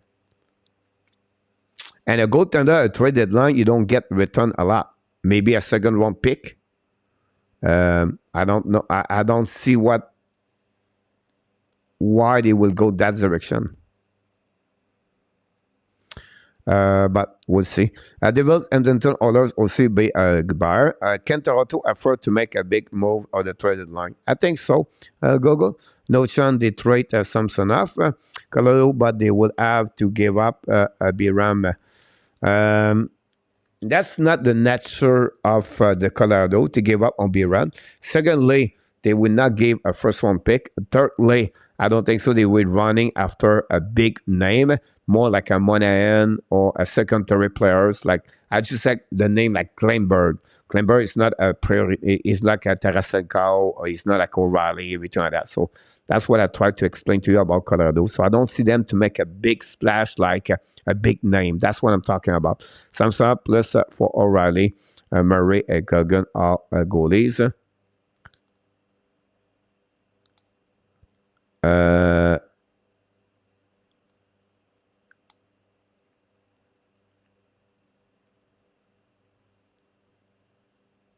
But if you think about Toronto, then the last couple of years, who was the goalie in the playoff? Anderson, Campbell. They have no backup over there. I think right now they have the duo. If Murray does not work, one game or two games, they can shift with Samsonov.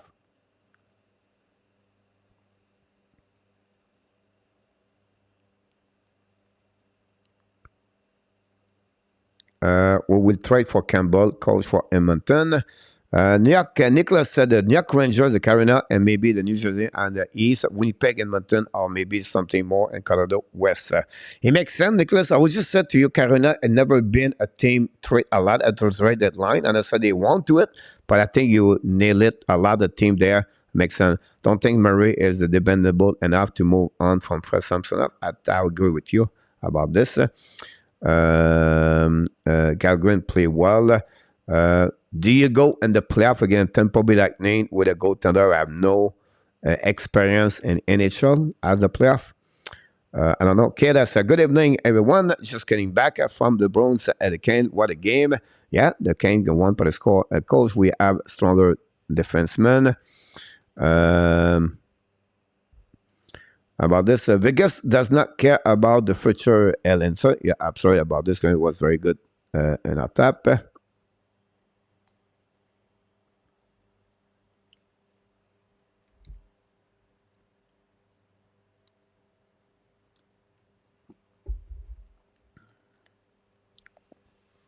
Here we go. So go the one over there. The next one I will talk about is I will keep this for tomorrow night. Vancouver versus Montreal. A lot of people talked yesterday about Ken Hughes is not good. We should fire Ken Hughes and then it gets Martin Saint-Louis, everything like that. So tonight I want to bring to you Vancouver Canucks and Montreal Canadiens. Why, coach? That's because Jim Rutherford got hired December 9. The same month they hired Jeff Gordon, Montreal Canadiens. Same month, same thing happening, same time. Montreal hired after that Ken Hughes, Martin Saint-Louis. The Vancouver Canucks hired Patrick Avelin and they got Bruce Boudreau. A team, Montreal go on the rebuilding and the Vancouver Canucks try to figure out something else. I want to compare to you a couple of mistakes they did Vancouver Canucks tonight. And I want to compare what Montreal, what they did, completely different avenues. And let's talk about this. Since the Rutherford and this personal staff management are there, they signed over $25 million contract. J.T. Miller, Mikheyev, Brooke Bozer, then we just had Kuzmenko a couple of days ago. And NHL, with all the prospects they have, they are number 28 in NHL ranking. Who are behind? The Boston Bruins, the Colorado Avalanche, the Pittsburgh Penguins, the Washington Capitals. Who they are? They all win the Stanley Cup. I think I forgot Tampa Bay Lightning. They all win the Stanley Cup. And they are them 28. That's big problem there. The two rookies they got for the last couple of years playing American Hockey League, yep. Aucklander and Postlinkin. Then, a couple of days ago, guys, they signed Kuzmenko. A 2-year contract at $5.5 million. You're going to tell me, Coach, this is a great deal. But are they retools? Are they rebuilding? Or they just try to win? They have about 5 bad contract. Pullman, OEL, Gallen, Myers. So what happened with them? With Kuzmenko now, they have no money to move. What happened with Montreal Canadiens, guys? They gave some kind of the skill, well, they're not skill. They gave some space, room to get money in contract, to get a first-round pick and possibly more assets. With the signature of Kuzmenko, right now they cannot do it anymore. Plus, imagine if you put him on the trade deadline this year. You get a first-round pick, a second-round pick, a top prospect. You're right now rebuilding. You're right now to go to retools. Now they sign him for, please, maybe Pedersen to stay with the Vancouver Canucks. For 3 years now, they are stuck with Kuzmenko. Now he's going to be 29 years old when you're going to trade him at the end of the second year. But that's what the management in Vancouver versus Montreal Canadiens. They are behind about every decision they take. They sign a contract for Mikheyev. They sign a contract to J.D. Miller. Now they have all that to get trade and Luke Shine. But look the defensive. Other Quinn Hughes, they have nobody else. They have nobody else. Top 4. That's what you have to compare when you say, oh, we want fire Ken Hughes.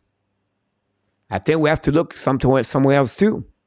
And I think that's really important to every decision. But everything, why you bring Vancouver to Montreal? Because we are not in the rush to sign any UFA, to make a special splash, to sign a guy at 24 years old, because we're still not there yet. And try to keep your salary cap more maneuverable, more, you can move more piece of the puzzle at anything else. Montreal Canadiens open up $20 million the next couple of weeks, a month. Don't take that money to sign 1-2 UFA, a 2 UFA. Why? It's the same thing. People asking me at the beginning of the show, why not to sign Sean Monahan? Because that money, Monahan right now, it can get another bad contract this summer from another team and get another first-round pick. We have too many picks. It's assets. Asset you can deal to make a better big trade at some point. Look Colorado what they did with LeConnon. They trade Justin Barron with LeConnon. The piece of the puzzle built with assets. More picks you have, more young kids you have, better you can trade a long term. And don't sign player like money and everything like that, and now you have no manner, not you can do about salary cap. I just want to share with you what I studied the Vancouver Canucks the last 2 days ago, and what they want to another direction. You have no plan. The plan is up and down, is zigzag, up and down. It's bad. When you see a Montreal Canadien with great foundation and they build one bricks at a time. If you're Vancouver fans, you have to look about the management and see what's going on here. What kind of decision you take here? Are we rebuilding? Retools. All the move they did last week does not work. Really bad organization in NHL right now. It's bad from staff management from the top to the bottom. And they have to figure out something else over there. And it's not, look the contract I'm talking about. Now they try to trade a Bowser. And look, they are stuck with Miller. They all go over that. Every decision you take, you have to have a consequence. You have to think a bit longer. And I think right now, Vancouver are long-term not going to be a great team in NHL. It's just there. And they have to figure out with Elias Pettersson. Pettersson will be a free agent UFA in 3 years. what he's going to do after that. Not looking good. Example, another move they did, they trade Dickinson to Chicago Blackhawks. They gave away a second-round pick because they were stuck with bad contract. Garland, he has what? 5 more years. Lawson, 4 more years. The trade they did with Arizona, they paid the price again for that. Yeah, it was the management before that. But same thing with Montreal. Montreal paid the price for the bad contract to Gallagher and everything else after that. The Hartman decision never can go away. So I want to compare 2 organizations, 2 different ways, 2 different avenues, and 2 different plans they have. Coach, you said too easy to hire a GM. Already. All right, let's see what happened. Good with that. There are a lot of reasons why the league plays themselves too much. No, because Murray is hurt. For what we heard, Murray is hurt at that moment already, and all that has been a little bit of buzz. Woody, coach said too easy to fire coach. I agree, one was in a tap. Don't be surprised to see Vancouver selling all that. Shell and Miller saying of the Kuzmega is writing on the wall. I don't know how they can move Miller in a tap. He carry on an 7-year contract, start next season as what, $7-8 million. I don't think so. He can sit. And Mr. Alexandre is in the house.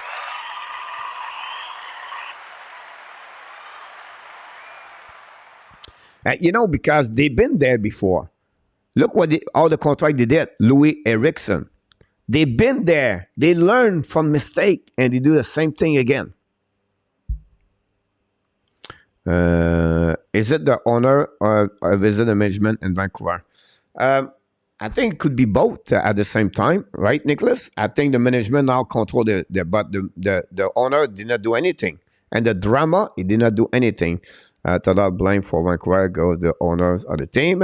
And I thought that short picking Miller over all that was, here we go. Look, that's all GM. And Vancouver deserve a lot of credit for cap.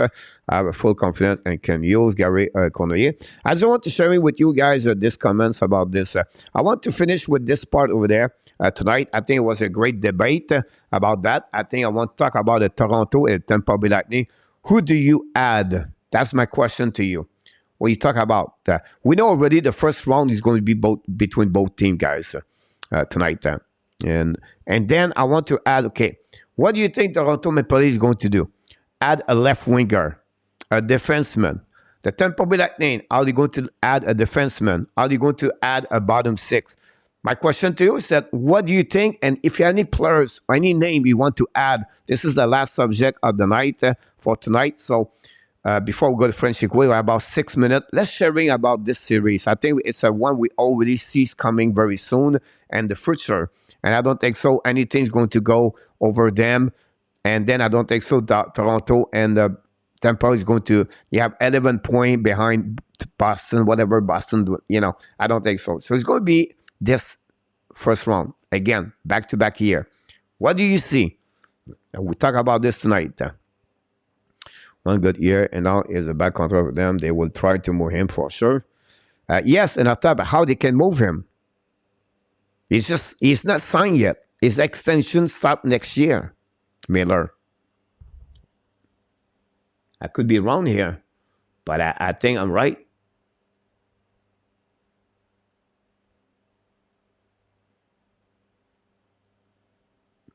So Miller extension start next year. 7 years at $8 million in a tap. How can you trade a player like that? I agree, Coach. I hope we can use the cap space to take a bad contract, another first-round pick. Yeah, that would be my point. Coach, I wrote a blog for this topic. Awesome. Vancouver will trade for active player to try and make a playoff next year, I'm sure. I don't know how they can do that, but I just have full confidence and can use it. Leave need to add defense that is big, strong, able to clear the front of the net. I think you have a fight right now between both teams to get Luke Shine about this one over there. Leave need defense and one more, and one is not enough. But gonna work for that. We'll try. I said the leave add a winger. Talking about the leave, about this one over there. Are you confident to add Matthew Nice? He's coming back, by the way. He's coming. He's going to finish the year with Toronto Maple Leafs. Do you think Matthew Knies can helping the Toronto Maple Leafs to play at the top 6 and to make it fun for the playoffs like Cole Caulfield did with the Montreal Canadiens? Do you think they can say, you know what, we're not going to trade anybody, big name. We're going to keep maybe a Luke Shine and focusing on Matthew Knies, and we don't trade anything. We stay that way. Do you think that's enough for the Toronto Maple Leafs? A lot of great comments here in the chat. Leave need to defense. A1 is not good enough. I said the Leaf add a winger, Willie Snyder. Leaf need a nasty and grits on the defense. So look like Lane Shane could be the answer. Back from a shower close to bed. They will get going up playoff. They will know what to do. Tampa Bay might ever get on ice advantage. And I said about Toronto and the Tampa Bay Lightning. So you talk about, do you think Lane Shane could be the answer for both teams? Both could add Luciano. Exactly. Ellenson said that. I think they will with Matthews' injury. Leave Ren Reeves. The Av on the right path. Gary, I agree with you. Sean Coach, I think Monahan will be a good fit in Toronto. He will bring good leadership.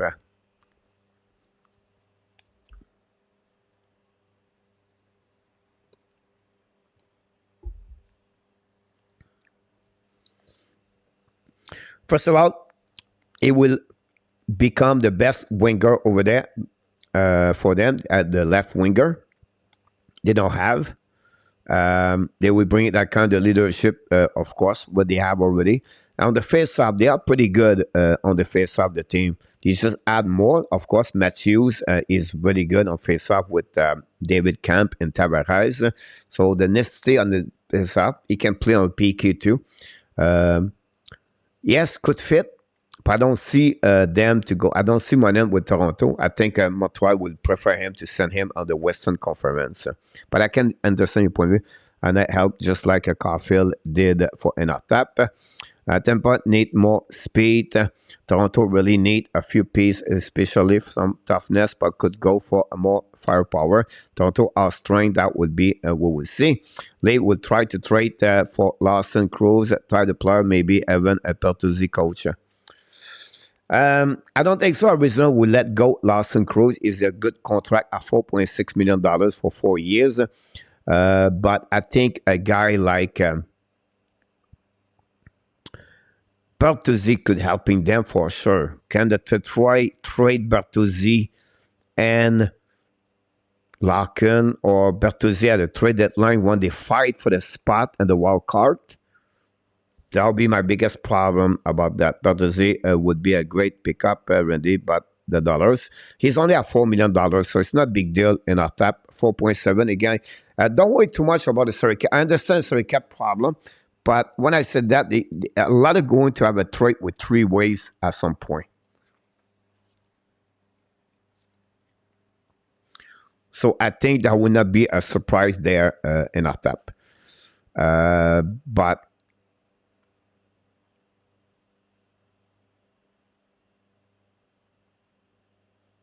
I'm always concerned about Toronto. Any team moving a players, if it's a rental, or how much you pay back and how much you sign him after that.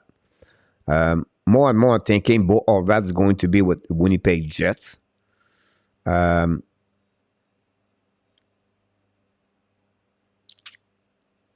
think a team like Toronto could add well, I just said Toronto. I think a player can use, and any team could use. I would not be surprised if Colorado get Nick Butstad for the Arizona, another big 6'6", and he can become a great asset. We know Butstad got a couple of goals with the Florida Panthers at the beginning. A 6'6" center like him, I think Colorado can take advantage of him and sometimes play as the top 9 Butstad. I think that'll be a good place with there. For that, they don't have space. Coach, that example of player is what I mean, not Lawson Cruz. So, okay, all right, makes sense. Yeah. They want money and they got to pay the price and no bargain here, Gary. We need to be creative, really curious, or where we're ready with a hand up, and we do best because of the LTR. Already, surprisingly, I think a team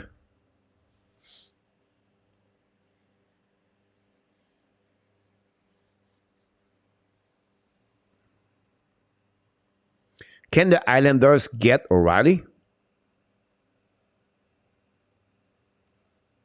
Can Islanders, another player I will talk to you maybe if I was the Toronto or the Tampa Bay Lightning, more the Toronto, because they not have a lot on the right D. I think they should look about Mayfield for the New York Islanders.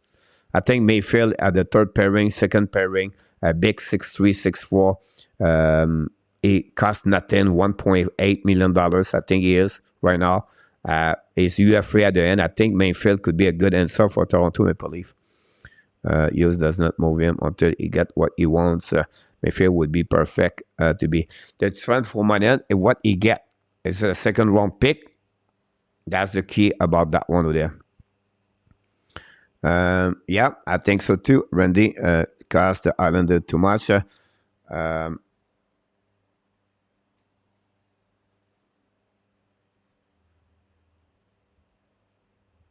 For example, if you trade Mayfield to St. Louis Blues for Tarasenko or for O'Reilly, Ryan Hartman from his top prospect to Toronto. Hartman don't have a good year. Hartman have a one season of 30 goals, and that's pretty much it.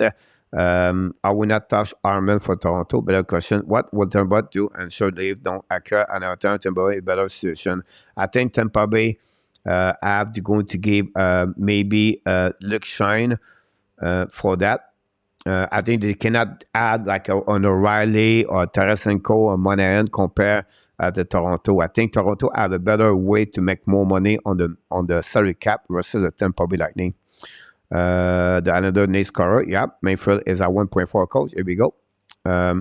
So that would be really interesting about this, guys. I don't want to hacking too much here. I think we try to keep the show, this show under 2 hours at the max because we can come back this week a lot. We'll be back tomorrow night, 9 o'clock p.m., maybe with some panelists. Tonight, I will just go try it alone. I don't want to use the time for everybody, but we appreciate a lot.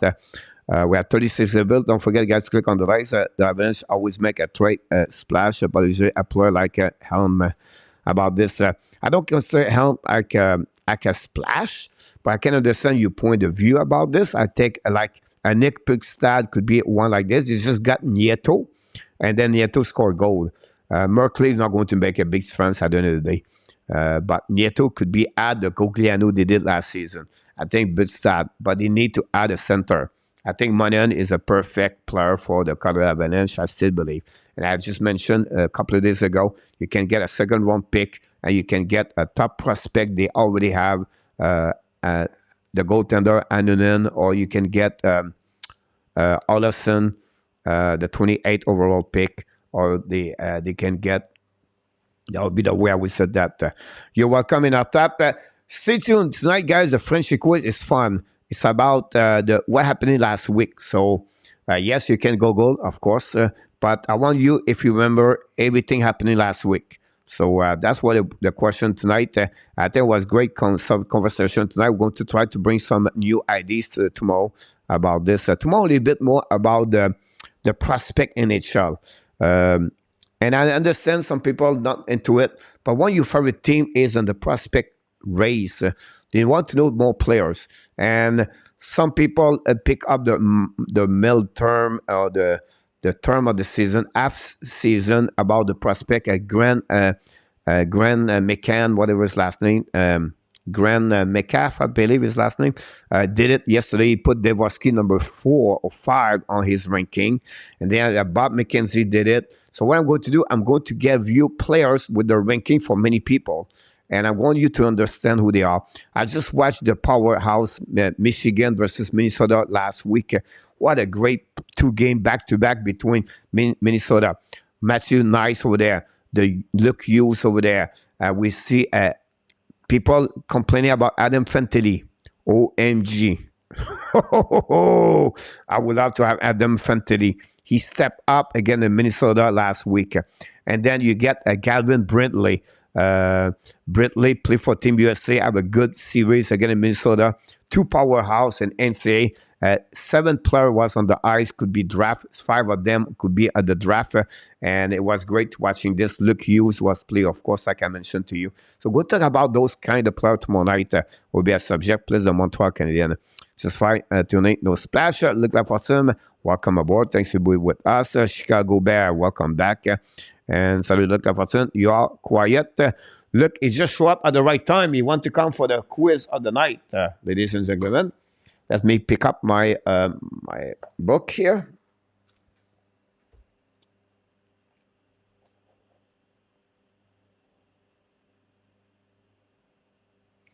I think one time RJ won last week. That's what we got right now. So let's move on, guys, for the quiz of the night. Been watching and our top since the beginning. Oh my God!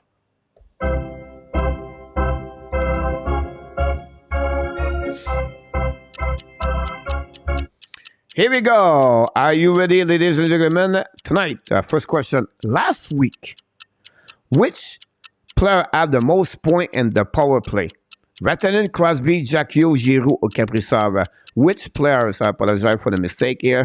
Which players, I would add this right now, I'm sorry. Which player had the most points in power play last week? Rantanen, Crosby, Jack Hughes, Giroux, Kaprizov. If you follow the game last week, you should have a good result tonight. Not that. Chicago, go with Giroux. Thank you so much.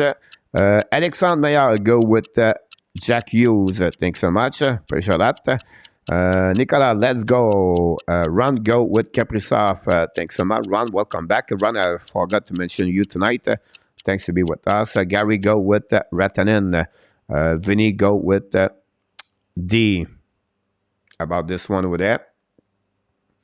And I'll go with Jack Hughes. James Reyes, go with Jack Hughes. How about that? Anybody else?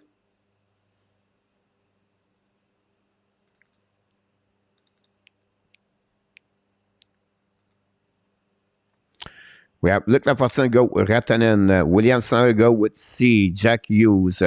Waiting for anybody else. If anybody else. Oh my God! Randy Walkman, go with Rantanen. Nat Lafont, go with C. Nat Lafont, go with C. I just want to be sure one thing here, guys. Hold on. Because I think I have the good answer, but I want to be sure I'm right here. Point here. Nat with C.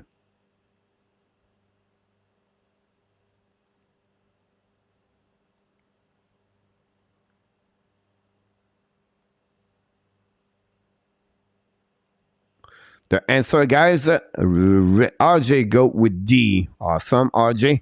Ladies and gentlemen, Mr. Enartap, what is your second option?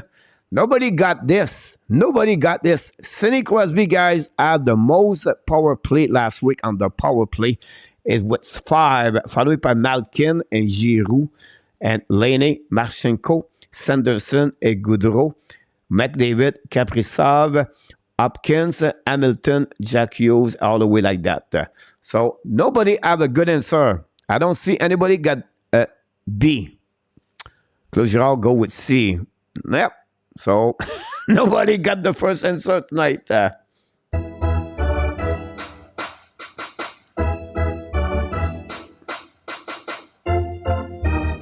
Question number 2. Last week in the NHL, from this list, who has not 8 points? Hamilton, Hughes, Pastrnak, or Crosby? From last week in the NHL, from this list, who has not 8 points?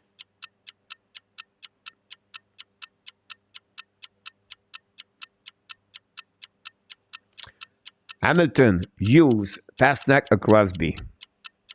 Also, after your hit, Randy said, Chicago, go with Hamilton. Thanks so much, Chicago.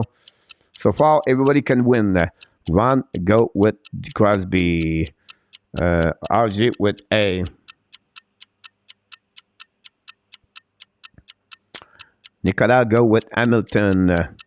Alexandre go with Pasnak. Lat Anson go with B. The Vinny go with Crosby. Wait for a little bit more. Luc Efferson with Hamilton. Willie Snyder with Hamilton. Randy Walkman will go use. Jim Farset go with C. Welcome aboard, Jim. Thanks for being with our Canadian show tonight. Gary go with A. James Reyes. Jane, welcome aboard. Go with B. Anybody else? We'll go there. We wait for Mr. Natap. I think Mr. Natap did not answer. Natalie did not answer on that one over there. And after I go with C on that one over there, do we have any other people about this one over there? Claude Richard go with A. Mr. Natap, what would be your second option tonight about this answer? You go with Pasnak. The answer, guys, some of you got it, by the way. But surprisingly, if you follow who I am, you should know that one over there. Because the answer, guys, is D. Sidney Crosby at 7 points last week with 5 power play point. And Hamilton at 8 points, used 8 points, and Pasnak at 8 points, but Sidney Crosby at 7 points. So run with King and Vinny take the lead at 1 after 2 good answer.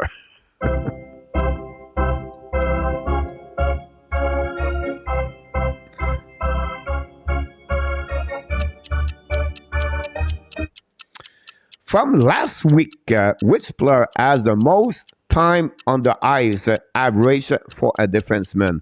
Sekic, Eskinen, Dalin, Jose, or Orlov? Which player have the most points on the TOI last week?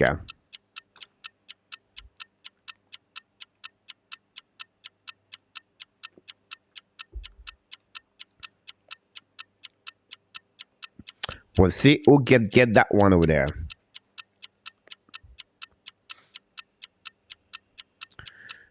Yeah, you got me, Yuli said. Nobody answer.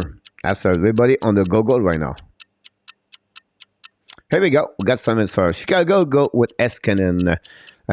L go with Dalin. Gary go with Dalin. Alexandre Meyer go with Dalin. Vinny go with A. Luc Laforcine go with C. Dalin. Many Dalin so far. James go with C. Nicolas with C. Ron go with Orlov. Woody go with Dalin. We wait for Enartap. Enartap is behind. Whoops, sorry about that. Enartap said this answer. Anybody? RJ. I did not say RJ answer. RJ got OZ. Thanks so much, RJ. I think, look, everybody in this app. I think James and they have an answer about this one there. Surprisingly, guys, a lot of people said Dalin. That's a great pick, by the way. But Mr. Natap, if you have another second option, what it would be? Oh my God! Yeah, we got only one. He did it again. Back-to-back good answer. And yes, it's for the Carolina Hurricane with 26 minutes plus Sekic. They have more minutes on the ice last week on the 7 days. And following by Dalin, Ozzy, Orlov, and Eskinen. So the winner of this, take the lead at 2 is Vinny. Ron with King is at 1. We have only 3 good answers since the beginning of the show. And with only 2 different people after 3 questions. Supposed to be easy tonight.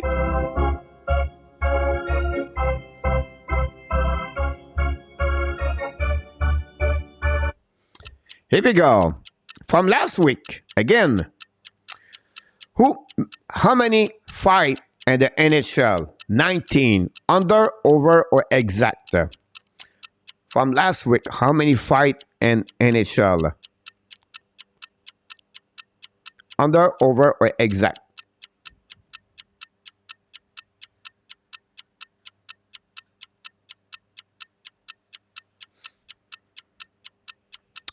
Chicago go with over. Thank you.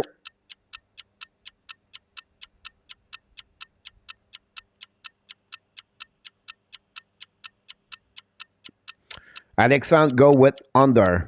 RJ go under. RJ was quick on that one. Ron go with B. Thank you. We'll see if anybody can go there. Oh, we have a lot of good answer now. Pick it up. Randy with A. Nicolas with A. Jim go with exact. Thanks so much. L with A. Luc Lafontaine go with exact. And after with exact. Willie with A. Gary with C. Chicago, I said C. Chicago said C. Oh yeah, Chicago, you said C about this one there. That's great to hear that, Chicago. About that. James A. Vinny said C.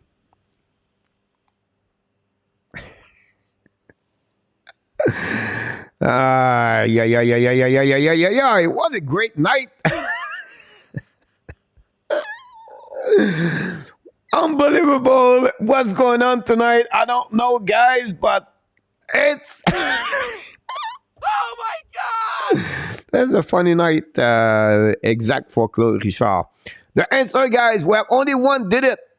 With the answer is B, over 20 fight last week, 40 players. It was a fight. And Run with King is the only one get that one. Tied the game with Vinny. After 4 questions, we have only 2 people have 2 good answers. That's it. That's all. We have about 15 people participate at that show tonight. Unbelievable for the last game answer. Look at Fortune pop up at B. Too late, Mr. Pop up. Look at Fortune. Here we go. Last one of the night. From this list, which player has the most minute of penalties last week? Most minute of penalties, not front penalties. Most minute. Zegras, Valimaki, Jakai, Dano, or Domi. Which one of them have the most minute of penalty last week? Good luck, everybody. More from from Vinny around the rest. Maybe you can have 1 and 5 and not get shut out again tonight. Will be interesting to hear from Inartap and Willie. How they're going to help each other. It's a funny night about my question. I thought it was going to be easy, but not there. Chicago go to Domi. Gary go with A. There we go. A and E right now. Nicolas go with C. Jakai. L go with B. Valimaki. Then Dano for Luc. We have every answer right now. Round go with Dano. And after go with Domi. Alexandre go with A. Vinny go with Jakai. Thanks so much. Anybody else? James go with Jakai. Parker go with Jakai with Domi. I'm sorry about that. And then we have Rays. By the way, it's not tied to me. It's Max to me. Oh my God! Better about this one over there. Because many of you have a good answer. RJ go with C. Jim Fassel go with E. But unfortunately, guys, tonight on this game, oh my God! I want to reconfirm about this. The answer, guy, on this one is E, and that said tied to me. Max Domi. It was the most minute last week, and many of you have a good answer. I'm talking about Chicago, Inartap, Régent, Jim, and then we have James and Jim have both a good answer, but Run with Kings and Vinny, both of them win the contest with only 2 good answers tonight and did not have a good answer at the last, but congratulations of both of you guys have it tonight. Great job, Vinny and Mr. Run with Kings tonight. Here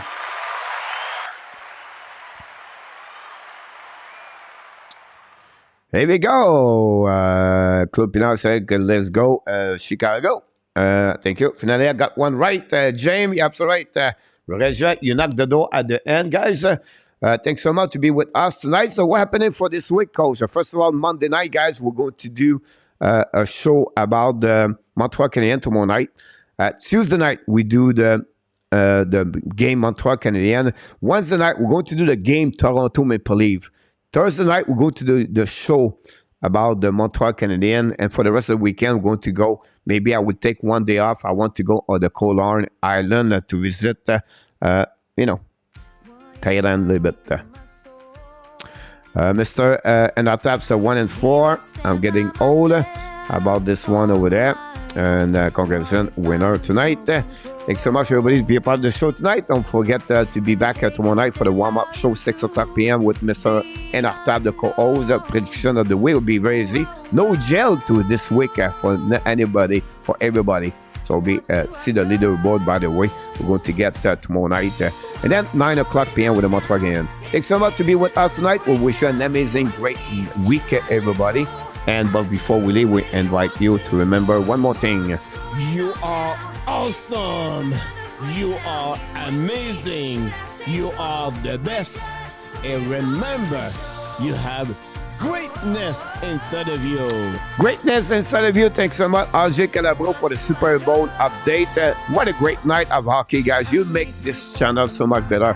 Fun to talk with people, knows hockey, and they sharing each other with respect, whatever you're a fan, Toronto, Vancouver, Montreal, Boston, whatever who they are. Great night of hockey. Hopefully you enjoyed the topic of the night. I can't wait to see you tomorrow night. Until then, be well, be healthy. Find a way not only dominate your day, but find a way to dominate the first half of what? 2023. I heard you guys.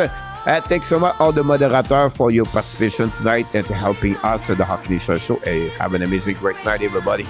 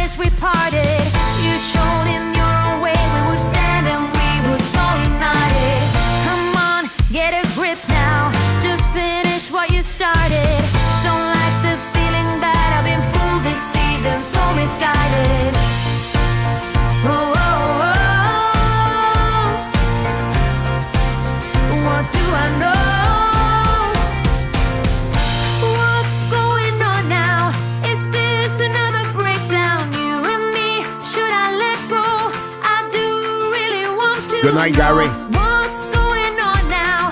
Is this another breakdown? Thank you, RJ. You and me, should I say so?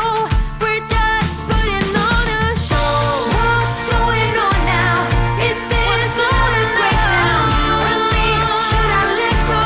I do really want to know what's going on now. Is this another breakdown? You and me, should I say so? We're just putting on a show.